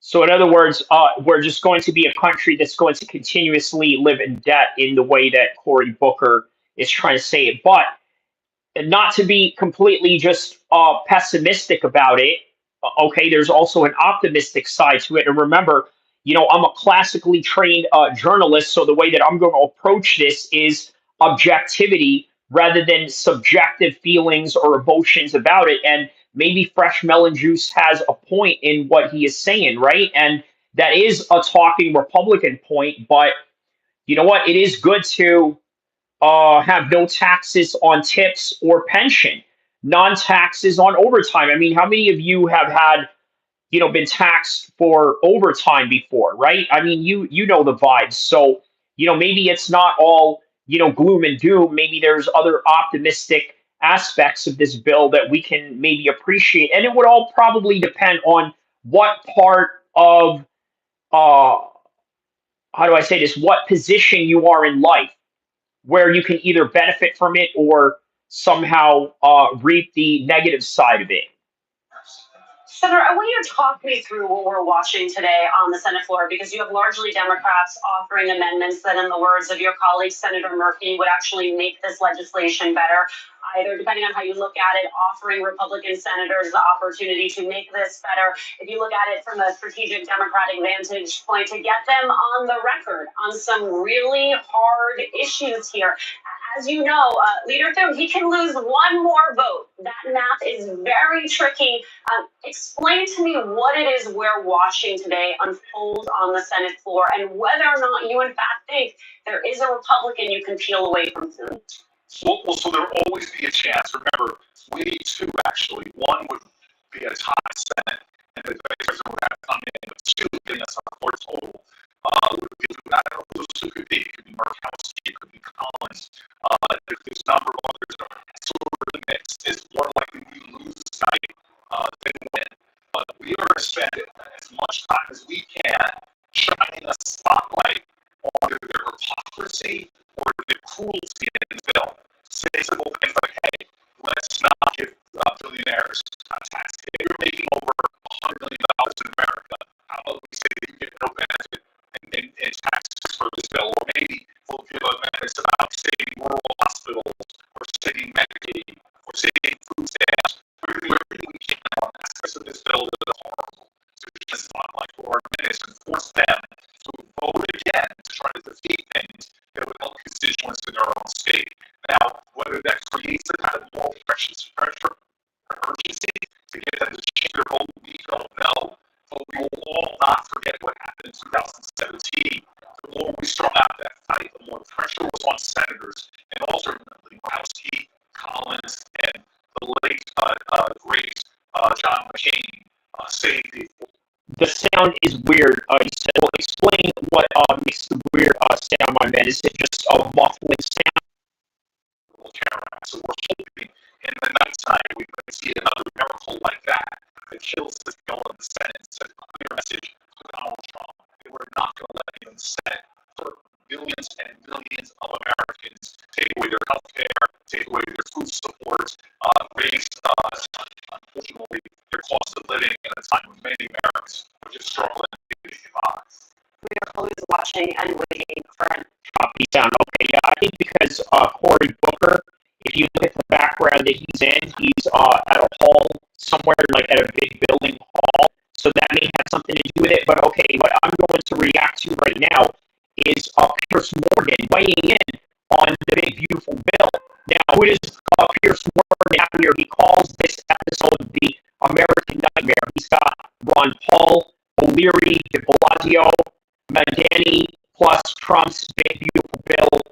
1 day ago that he had this. Let's listen to what Piers Morgan has to say. Maybe the chopping sound won't be as prominent with this one. It's obviously in a studio sound, so. I talked to him many times, and I know it's free. This is not free. Give me free stuff. Give me free bus rides. Give me free stuff. Give me free food. Don't make me work. Just like we did in the Soviet Union. Why is that? So it always goes back to the whole subject of, well, you know what, socialism or this and that, and we're talking about, like, you know, house bills and all of that. Like, it's kind of weird, you know? Is this good? Why is senior Democrats not filing in? I think that's a huge mistake. 56% of the vote. The Statue of Liberty represents the American dream, and now she's dealing with the American nightmares. All right, let's hear what Piers Morgan has to say about this, right? He always has good intros, goes right into the point. Very similar to what I do, right? I start the episode and I go straight into the point straight away. Let's hear what Piers has to say about this. The company had a fortnight across hundreds to turn to the White House. CBS has just agreed to pay $16 million to settle a lawsuit with him over a 60-minute into an election campaign, which Trump says Kamala Harris was edited to look smarter. Well, settlement means we'll never know the full story that he aimed to rinse her world salad for purposes. They certainly did that. Just intentions of the president's wins on the world stage, the precision cycling run was followed quickly by a ceasefire and 12. So, in other words, Piers Morgan is going into the career trajectory of Trump in his second term, what his successes were and what his failures have been. Fresh Melon who says the audio is bad. You sound the same when you talk. Okay, let me see if I can change something here.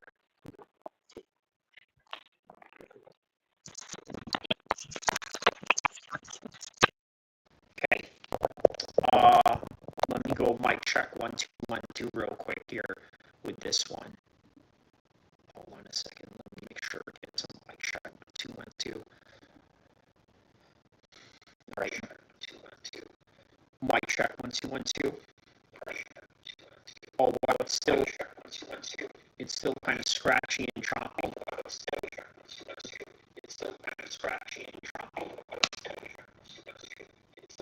Oh man, okay, this is not good. Okay, hold on.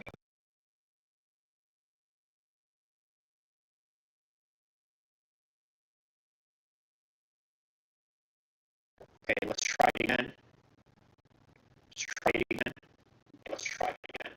Nope. Man, not good. Okay.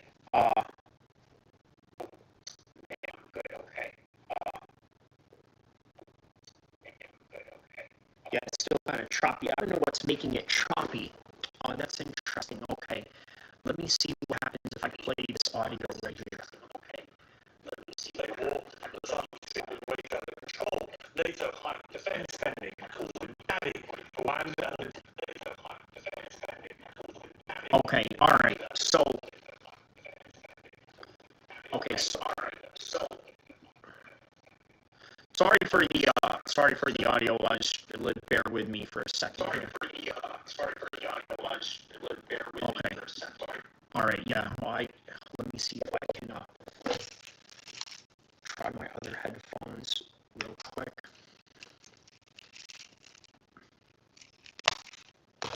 me see here.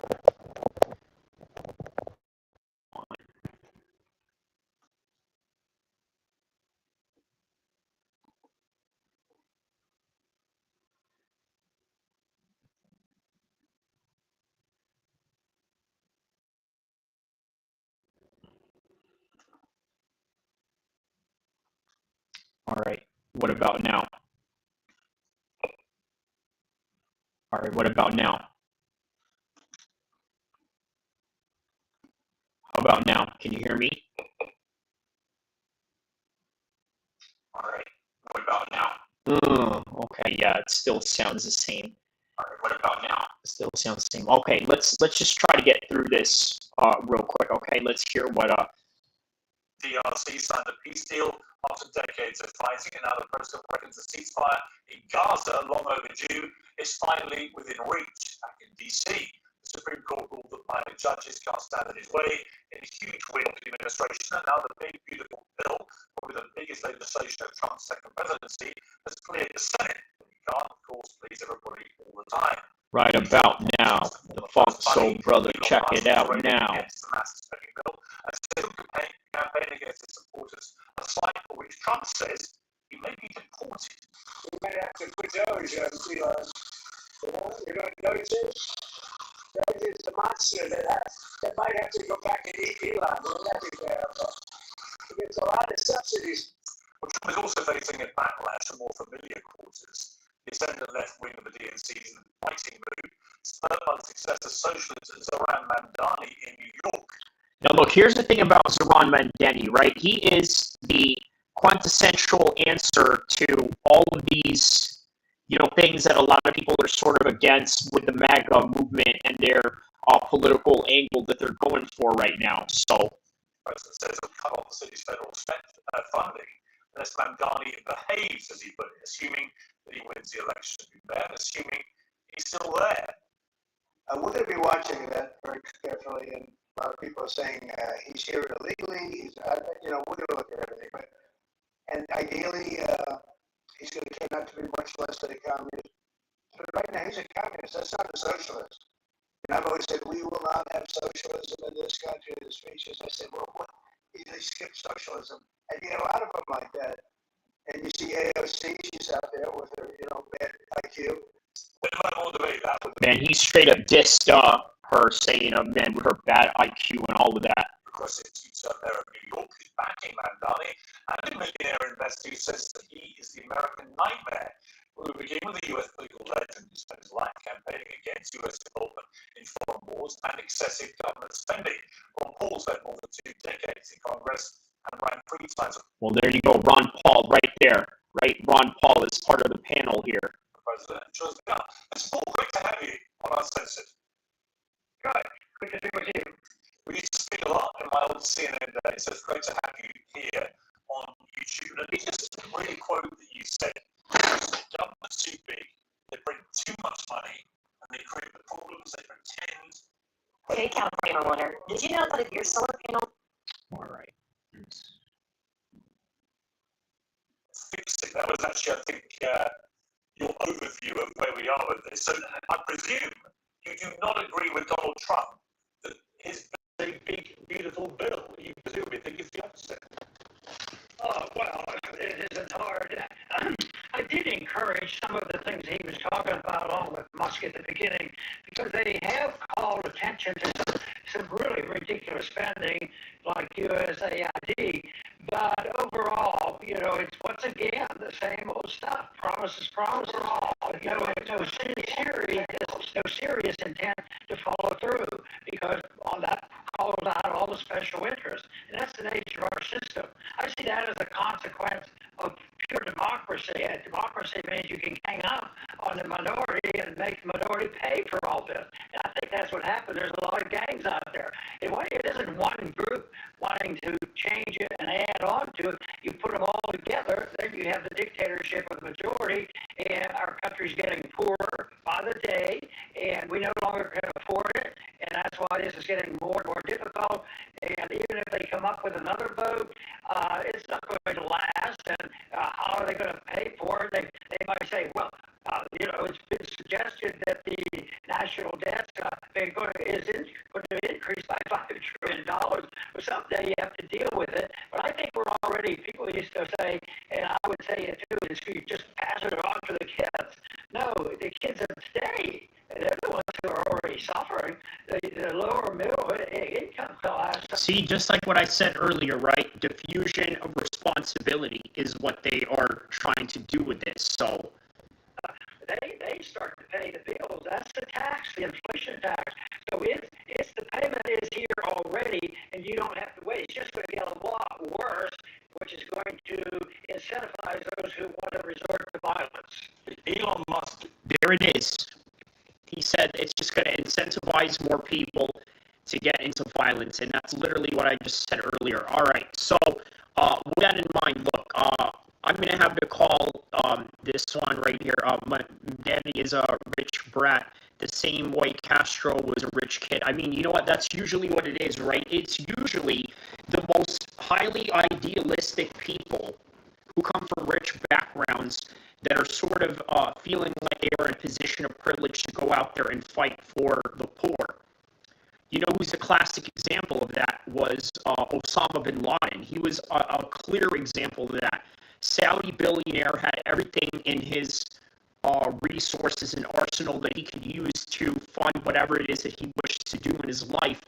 Instead, he goes and does it in a way where he funds the Mujahideen and even joins the Mujahideen and goes as far as becoming one of the most wanted men in the world as a result of that. So, yeah, it is always the people that have the most money that are the most idealists. Obviously, Che Guevara was a great example of that. Che Guevara came from a rich family. He was a doctor, but then decided he wanted to get revolutionary in Cuba, and there you have it. That's just the reality of many of these people. So with that in mind, you know what? If you guys want to see the rest of that, check out American Nightmare, Piers Morgan. That's interesting. I saw something here that I wanted to react to, right? Conor McGregor, MMA fighter, alleged rapist, Ireland's next president. This is from Channel 4, the UK, 2 days ago, okay? So let's check out this documentary real quick, and then we'll sign off on this, okay? Conor McGregor's Ibiza crew of stars and gangsters. Wow, okay, Crime World. All right, that's an interesting watch right there. But all right, here's the Channel 4, Conor McGregor, MMA fighter, alleged rapist, and Ireland's next president. The immigrant movement has a champion from the world of mixed martial arts. Can you believe that? Conor McGregor is now considered the anti-immigrant president, right? I mean, look, you got to remember, Conor McGregor was left-leaning back in the days. Okay, so just put that in perspective right here.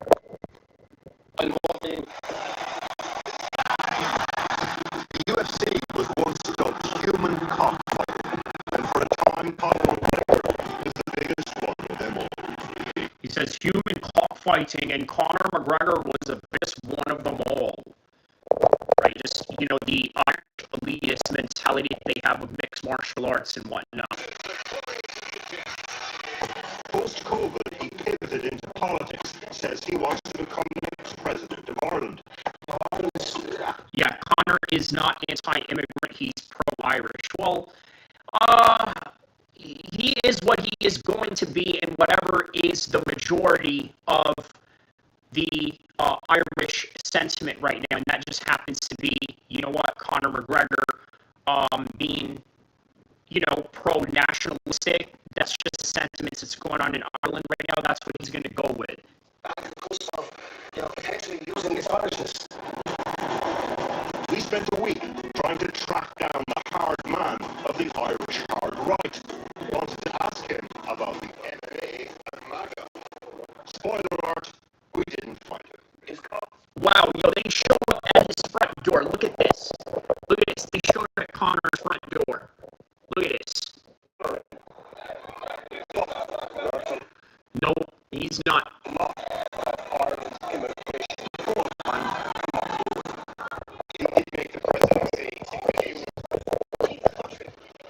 But look at this old lady, she's saying she would leave the country if Connor was president.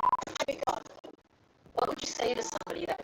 Yeah, she said that she would be gone straight away if he became president. That's insane. Ask yourself if what you're doing in your life right now is working. If you have peace.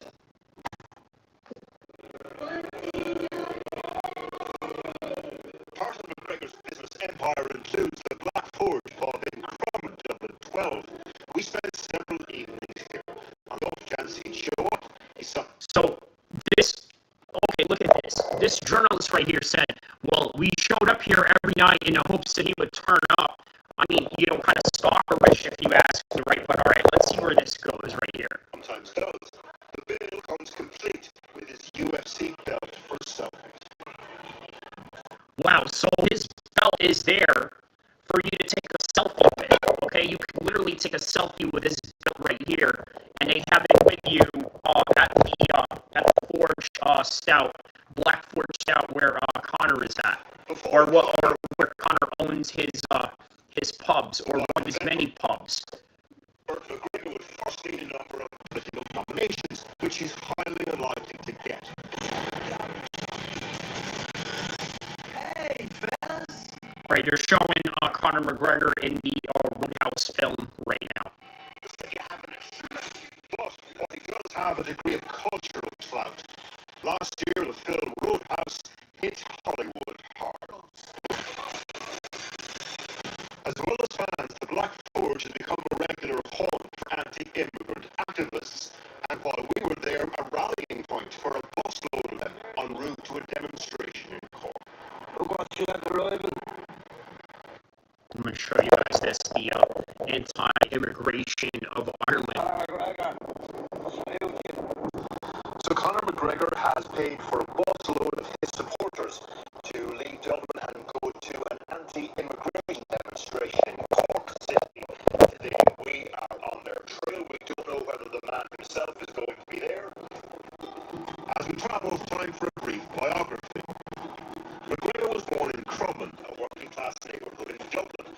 In the late 2000s, Ireland was in the throes of a financial crisis. It was humiliating. People needed a McGregor. And then, obviously, Conor McGregor came into the time of when Ireland was struggling and they needed a symbolic hero. And then here he comes during the Jose Aldo era, an era which Jose Aldo dominated to the point where, you know what, we're getting sick and tired of this guy. We want to see somebody new, somebody fresh. Here comes Conor McGregor into the scene. He became the biggest pay-per-view draw in MMA history. He was huge. But over time, the wheels started coming off. Violent outbursts. All right, and then they're showing Conor McGregor here throwing a dolly at the bus. If you guys remember this incident. Outside the cage. On social media, stoked at the Dublin anti-immigrant. So yeah, there's a lot of anti-immigrant, somebody, fresh melon juice. Right. Then earlier this year, McGregor was found liable. And then obviously the Nikita Hand situation that had happened. Serious sexual assault by a jury in the civil courts. He's appealing the decision. Say sorry for what happened. Now he wants to become president largely. And look, here's the thing, right? I'm surprised that the UK media is entertaining this, because under no circumstances would I ever think that, the Irish media would be entertaining this, because they know how ridiculous this just sounds on paper. But anyway. Ceremony in Rome. So back to the round in Cork. The bus McGregor paid for has arrived. Those on board joined a few thousand others. There is a void in Conor McGregor's life, and this is the void he has stepped into, the dividing line, quite literally here in Cork, between the pro-migrant voice and the anti-migrant voice. The anti-immigrant street movement is growing in Ireland, but has had little meaningful electoral success. At its heart is a profound mistrust of politicians and institutions. Conor McGregor, you care more about the Irish people than the government that are right now, because the government that are right now couldn't give a flying. Our government are doing nothing for the Irish people. Yeah. There's a lot of mistrust trust politicians here in the crowd. Do you trust your local TD? No. Who's your local TD? Haven't a clue. This movement and McGregor have adopted the language of historical militant Irish republicanism. Words like plantations, invaders, traitors, and for some in the crowd, journalists fall into that category. Well, you know what? Some journalists are somewhat subversive, so they're not that wrong on that particular aspect. Distrust of institutions, including the police, is evolving into direct action. This speech, for example, shared widely online, a recruitment call to join anti-migrant neighbourhood patrol groups, an initiative that McGregor supports.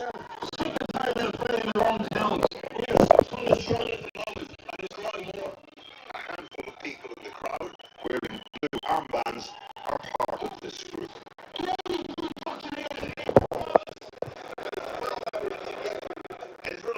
Owns Rebel Media, a hard-right online media platform, flew over from Canada to cover the event. We asked him about what McGregor and Trumpian politics have in common.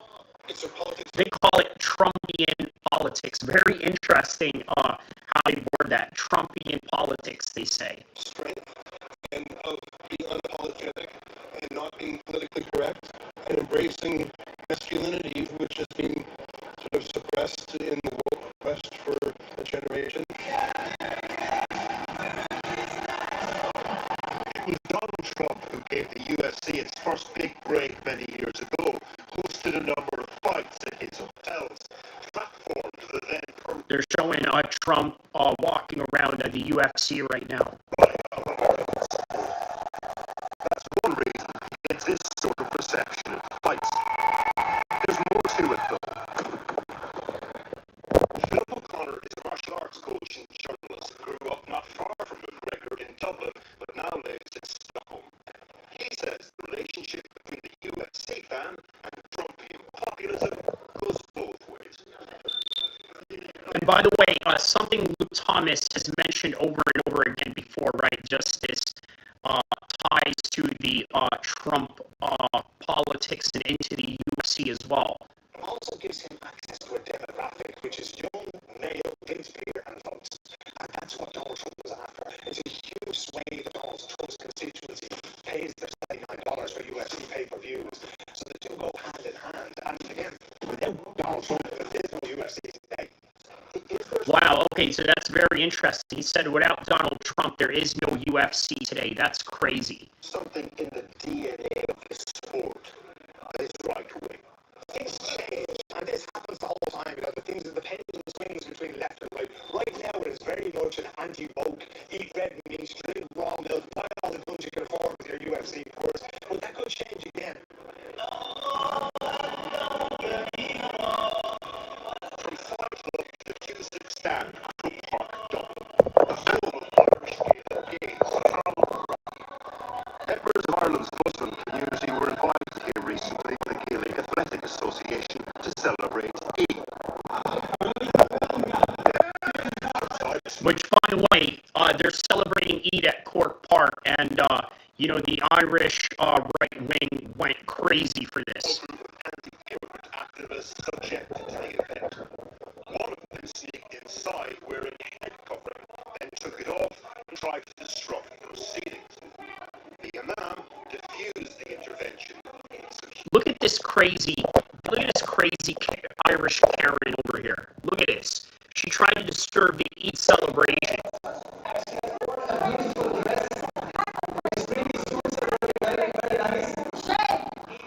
McGregor expressed pale support for the protest. I mean, and McGregor showed support for this.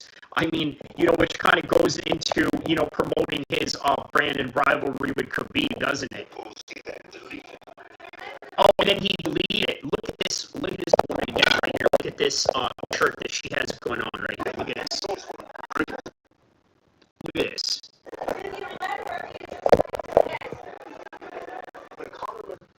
I mean, she's like talking to the security like as if the security is going to actually do anything. Weird. Online on social media. Are there real life consequences. Oh, yeah, absolutely. Right?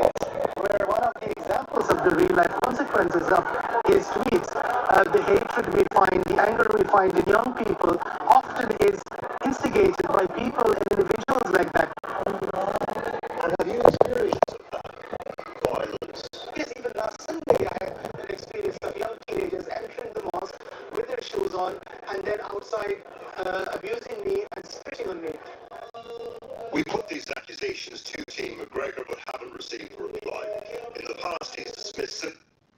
Oh, of course, man. He's definitely not going to answer you on that. Claims as examples of him being scapegoat. According to polling, McGregor is not a popular choice as a would-be presidential candidate. And on O'Connell Street, Dublin. Well, look, that's the thing, right? He's not popular. I know a lot of people like to say, well, you know what, Trump won. Why not Conor McGregor? Well, because politics is different there, and people don't take into considerable fact that Donald Trump has done office jobs and has done administrative work as a CEO, which is very similar to being a president, as opposed to Conor McGregor ran a business of which was lucrative but failed in the process due to his media mishaps and reputation damage. But yeah, I mean, a case of if polls could swear, if he didn't make presidency, Jesus Christ, I leave the country. I be gone. Excuse me. I can't put that to say. I be gone. Sorry, no, I shouldn't have said that. Clown. What? You want to forward that word?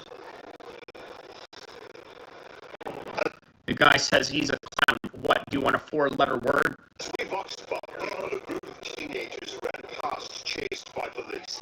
They had just attacked a young student from Pakistan. Eyewitnesses here speaking to police said that racist slurs were used during the assault. And of course, they're going to use that against you to basically, get you for that. So, okay. So next order of business, let's look at Jon Jones being back. Obviously, Michael Bisping has something to say about that. Let's hear what Michael Bisping has to say about Jon Jones being back. So let's get to MMA just for a little bit, and then we'll call it quits from here. Jon Jones, the greatest fighter of all time, potentially, possibly. The guy that retired recently, about 2 weeks ago, because he didn't want to fight from Aspinall, because he's been there, done it, he's living his best life, he's got nothing more to prove. He walked away from the sport, essentially undefeated. He has been retired for 2 weeks, maybe less than that. That gets a bit blurry depending on what the timeline is. But according to Twitter, his Twitter, not general hearsay, Jon Jones has unretired. That is correct. He says that he is now back in the testing pool. Check this out. So, of course, the UFC shares this, and this is very nice of the UFC, Jon Jones, the greatest of all time. And he just might be, we'll get to that after. There's others, Anderson Silva, George St. Pierre, Demetrius Mighty Mouse Johnson, Habib Nurmagomedov. The list goes on. Ilya Topuria, right? So he shares that. Okay, great. Of course, why not? I'd share that as well. I'd retweet it. And then this, fighting at the White House. That is... Okay, look, I'm starting to think that Jon is just trolling, and he's just trying to garner attention, and he's just trying to keep his name relevant, very similar to what Conor McGregor does nowadays. But who knows? Let's find out. Curiosity, you might have saw Donald Trump is saying that they're going to do a fight at the White House next year with 25,000 people. And I did a video on that, and I was like, you know what? Maybe that would be the fight for Jon Jones to come out of retirement. And then the very next tweet, there it is, just re-entered the testing pool. And at the time of me doing this, 4th of July, just about to start the barbecue, about to have a few beers, 37 minutes ago. Just re-entered the testing pool. That lasted for about 2 weeks. Figured we'd keep everyone's options open. Now, we'll have a look at the comments on that in just a second. I don't know what to think of this. I don't know if Jon's having a laugh, if he's being silly, if he's just taking the piss, or if he's actually serious. I mean, what has changed in 2 weeks' time? Of course, Trump talking about a fight at the White House. We're going to have a UFC fight. Think of this on the grounds of the White House. Yeah, okay, maybe that's it. I don't think it is that. I do think that he would want to fight at the White House. I'm sure that every single fighter is going to want to do that. A lot of them are raising their hands. Conor McGregor's put his hand up. Michael Chandler's interested. Sean Strickland's definitely going to want to be there. Mr. 1776 himself. That's the big one stuff.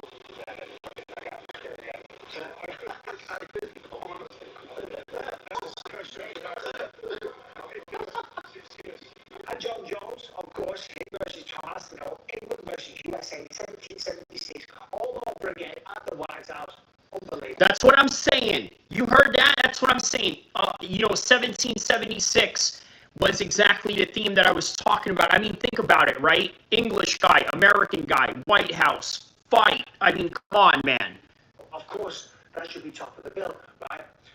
But is that really what's going on? Is it just... Now, we don't know if that's what's really going on. I highly doubt it, but yeah. Just the fact that they're going to do a fight at the White House, or has something else changed?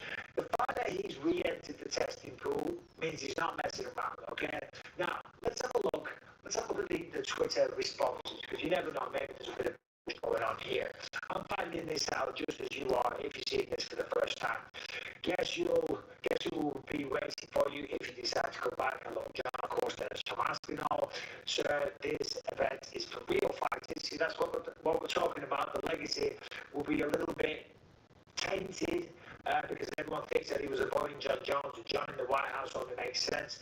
No other American champions right now. Well, that is a good point. That is true, right? There's no other American champions right now, and they're going to hold the fight at the White House other than Jon Jones, right? So there you go. That is a possibility right there. I talked about that in the other video as well. There isn't any American champions right now other than Jon Jones. Well, Jon Jones is retired. Tom Aspinall is the undisputed champion.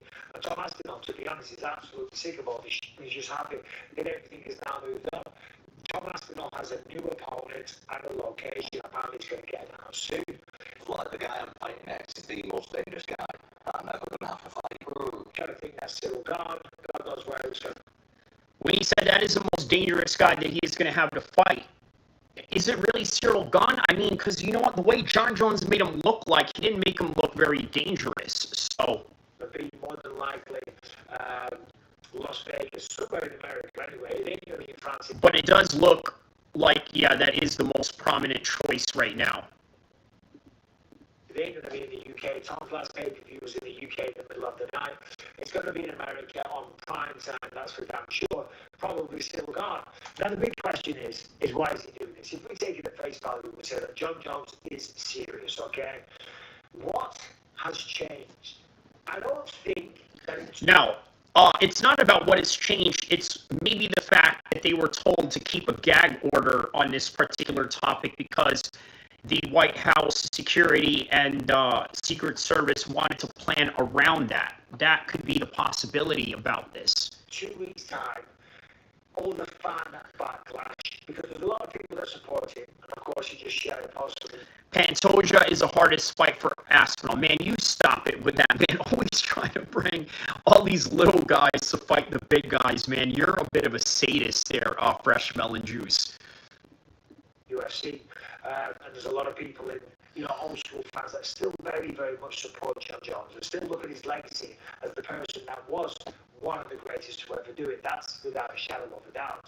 It beat generations of champions. But there's a lot of people that are talking shit. I don't think it's people talking shit online that's going to influence him to come out of retirement in 2 weeks.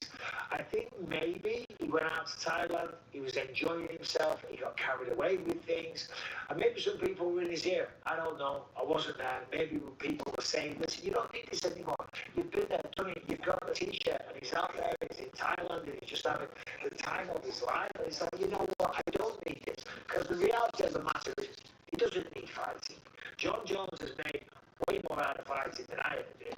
A lot of fighters out there have made more money than me. But I did pretty good, and I live a good life. And when I was fighting, I never realized that there could be a life outside of fighting, after fighting. And maybe Jon Jones was talking about that. People were getting in his ear and just painting this beautiful life, telling him about all the money he's got, the money that he's going to have coming in from the lawsuit. And of course, he had the trouble with the lady in the car that's half naked from the waist down and potentially run it down the leg or whatever. We don't know. She had a bathroom emergency or something sexual. We don't know. We talked about that at the time, right? All that stuff going on, all the distractions, being out in Thailand, maybe partying, waking up hungover and thought, you know what, I can't deal with a f***ing fight camp, right? I get investigated, but he's come back.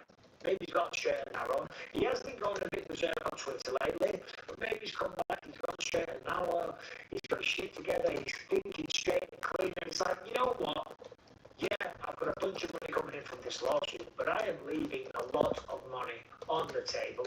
And of course, maybe now, because Jon has got a new opponent, right? There's going to be more footage on it. There's going to be more tape to study. There's going to be a potential for Tom to get beat, for him to have more miles on the clock, and he can come out and fight the winner. Yeah, very good point there, right? All very good points, all potential realities, but, you know, again, one never knows, right? But, yeah. And potentially that be at the White House. I think it'd be very short-sighted if it was just him fighting at the White House. I don't think that's enough. Given how he speaks about his career and how much he treasures it, I don't think the location, all jokes aside, I don't think the location like the White House or anywhere on planet Earth is going to be enough to influence. And you know what? Here's another thing about Jon Jones, right? He's very scared to lose a fight because he just can't fathom that idea going onto his head. So as a result of that, imagine he loses. It's to Tom Aspinall, and it's to an English guy on July 4th, out of all things, right? In America's 250th anniversary. Oh, there's just so much at stake in that. There is no way Jon Jones would take that fight, right? But not against Tom Aspinall. Because think about it, Tom Aspinall is the #1 guy in the world. He's an English guy, and they're going to do it on 4th of July. I mean, just imagine the humiliation that comes with that. It's his decision. I think it's something much deeper. I think it's him just kind of realising and coming back and being around his team and thinking, you know what, I've still got something to give. I've still got something to prove to the world. I've still got to show Tom Aspinall that I can beat him.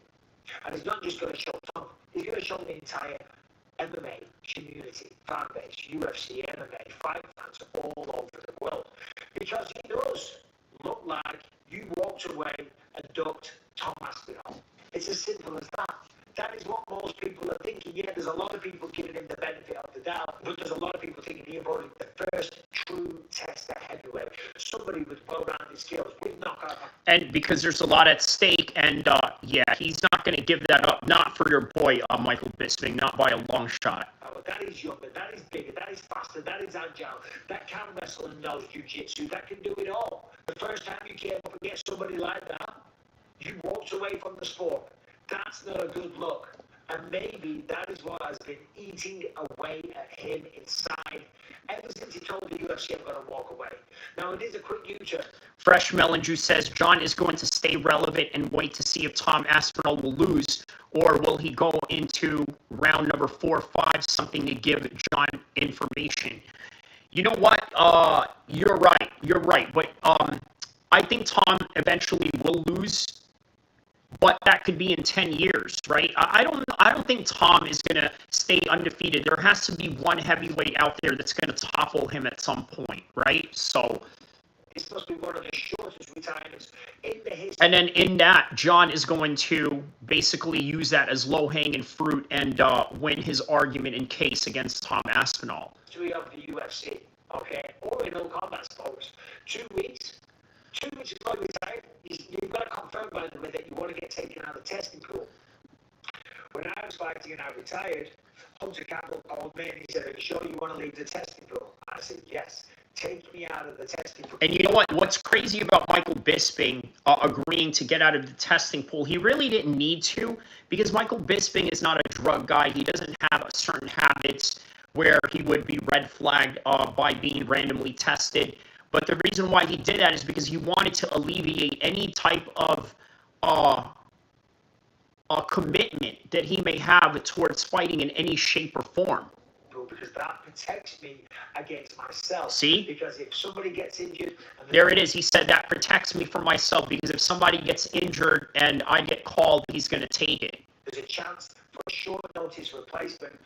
And you know Michael Bisping, he's great at short notice fights. That's Michael Bisping's specialty is short notice fights. And yeah. I'll do it. I'll fight. I'll jump in short notice, get another payday. I said, by taking me out of the testing pool, that eliminates that threat for me. So Jones has gone out of the testing pool, and now he's saying that he's entered it. Now, do we believe him? Do we take it at face value? Is he talking out of his ass? We don't know. We don't know. Maybe he's having fun. Maybe he's messing it up. Maybe he's drunk. Maybe he's having a few beers on the 4th of July. Maybe he's sitting there with his boys at a barbecue right now, laughing his ass off. That's more than likely what's going on. They're laughing at all of you, saying, these dudes really think I'm going to come back, but I'm going to end this as the man on top. But speaking of ending on top, let me just finish this right here, and then we'll end it right on top, okay? Sitting here and doing a video, okay? Or maybe he's serious. Maybe it's real. Maybe he is going to come back. Maybe he will potentially man up and fight Jon Aspinall. What do you think it is? Let me know in the comment section, please. What do you make of this whole situation?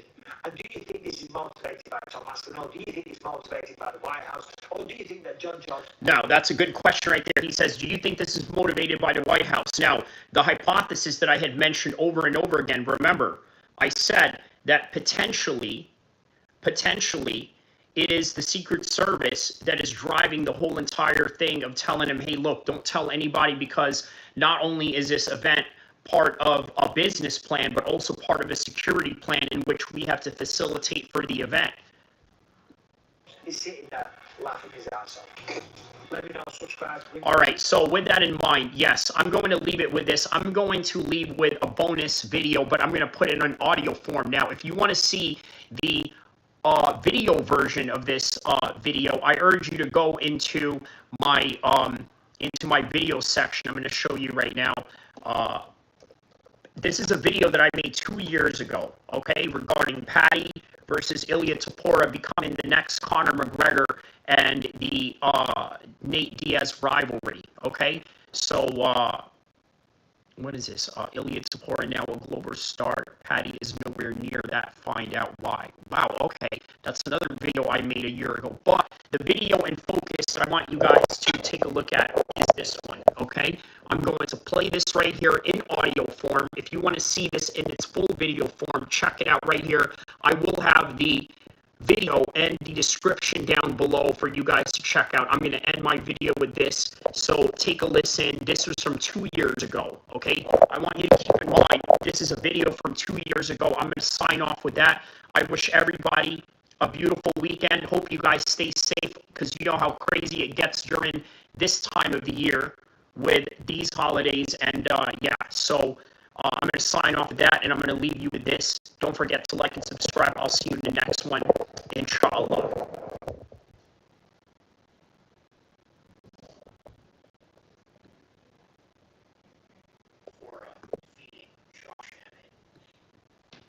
All right, peace out, fresh melon juice. Here is my video for Paddy Pimblett versus Topuria, the next McGregor versus Diaz rivalry. Here's why, from 2 years ago. So here we go. So here we are on a Monday night, or a Tuesday morning rather, and at the aftermath of Topuria defeating Josh Emmett in a 5-round main event for ESPN's Jacksonville UFC card. One thing is for certain is that Topuria has proven a couple of things. Number one, he's proven that he's an elite level fighter. Not only he's proven that he's an elite level fighter, he's also proven that he is a very popular fighter with great clout behind him. He had a famous former football player by the name of Sergio Ramos. And by the way, when I mean football, for the American audience, I'm not talking about Tom Brady football or Lawrence Taylor football. I'm talking about Pele football, Erling Haaland football, Cristiano Ronaldo football, Messi football, and in this case, Spanish Sergio Ramos football, okay? A former World Cup winner at that, one of the top defenders in all of soccer, and he came down to Jacksonville to support his quote-unquote fellow countrymen, none other than Topuria. Now, that's not even the interesting part about the whole story, because, yes, it is true true that Ilya Topuria is from Spain, but he also represents Georgia. And why is that significant? Well, this video is basically telling you why that is significant and why this has some implications on what his super fights are going to be. So 145, he does great. Now, what about him moving up to 155? Can he deal with the top-level guys at 155 and possibly follow the footsteps of Conor McGregor and become a double champion? He has the tools and the list in terms of being a superstar, being European, having these famous guys that are backing him. The problem is that, well, there is no problem, isn't it? Because in the beginning, I thought that one of the biggest problems with an undefeated guy like this was how is he going to get all this clout? Well, lo and behold, the UFC is really trying to get their hands in Spain. And now they have a fighter that they can build around to make that happen. Also, you have this situation where he has this beef with Paddy Pimblett. And the interesting thing about that was a lot of their beef started online, and it eventually accumulated into one of the UFC London cards in which they got into a fight backstage during, after some weigh-ins of some sort. It was the same card where Ilya Topuria and Paddy were on the same card, and lo and behold, they come to blows because during Twitter and the little exchanges that they had going on online, Paddy was saying things like, well, I can see why the Russians terrorized your people, and in reference to the other nationality of Ilya Topuria, which is Georgian, right? And so this was taken by serious offense to Ilya Topuria, in which he had no choice but to go and confront Paddy in the hotels of UFC London. And when he confronted him, this is when the famous phrase that Paddy always talks about, oh, Mr. Hand Sanitizer, he always calls him Mr. Hand Sanitizer, and the reason why he calls him Hand Sanitizer, mate, is because he tried to attack him, and then after he tried to attack him, he threw a hand sanitizer at him,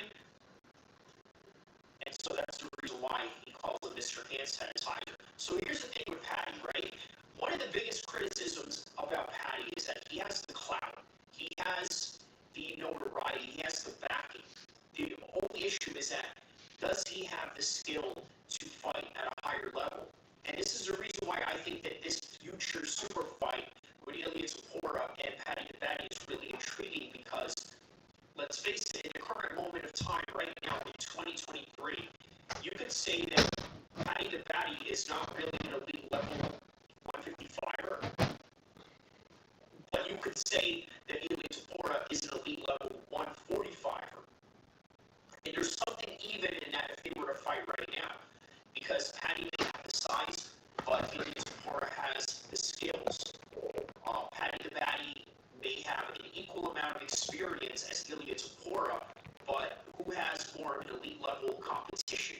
Now, certainly you could say and cite that Paddy has never fought the likes of Josh Emmett, but in that case, you got to think to yourself, the type of beef that they have going on, I think it's going to be blockbuster. I also thought in the beginning that how in the world is Ilya Topuria ever going to have this notoriety and clout? This is one of those issues and problems that you have with undefeated fighters or guys that are coming in as prospects. One of the things that you always worry about. When Khabib was coming up, one of the things that people worried about was how is he going to become this pay-per-view star if he becomes a champion? Because it was inevitable that he was eventually going to become a champion. The problem is, how would you market him? And lo and behold, we found out that he had a big Muslim fan base from the Middle East, not just in Dagestan and Russia, but also in America, also in Europe. And then on top of that, the Conor McGregor fight just catapulted him into a different stratosphere, which I think is the reason why this fight between Paddy and Ilya Topuria needs to happen. But the problem is, should it happen now or should it happen later? Because eventually, these two guys are going to give each other the best clout they can possibly give each other, right? You have Topuria, who's from Spain, has this backing from a soccer superstar who, by the way, flew him out after Jacksonville and into Miami and partied the night away to celebrate his victory. Now, just imagine the type of fans that Topuria is going to bring out of that. Right now, Topuria probably has 700,000 followers, all from Spain, of which the UFC is taking a notice, and then Paddy Pimblett, of course, comes from the... All right, so you're back live right now.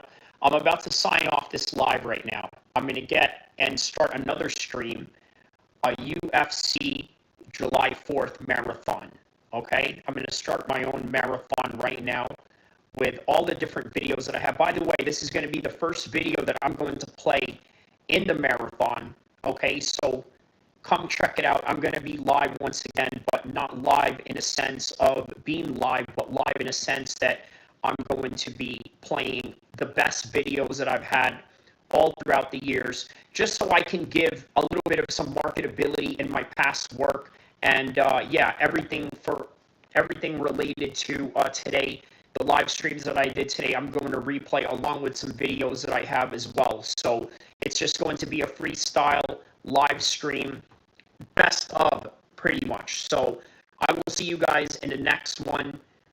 Don't forget to like and subscribe. Thank you for tapping in with me on this one. Please come tap in on the next live stream that I have going on in the next couple of minutes, okay? But that one's not going to be live, so I will see you in the next one. Don't forget to like and subscribe. Inshallah.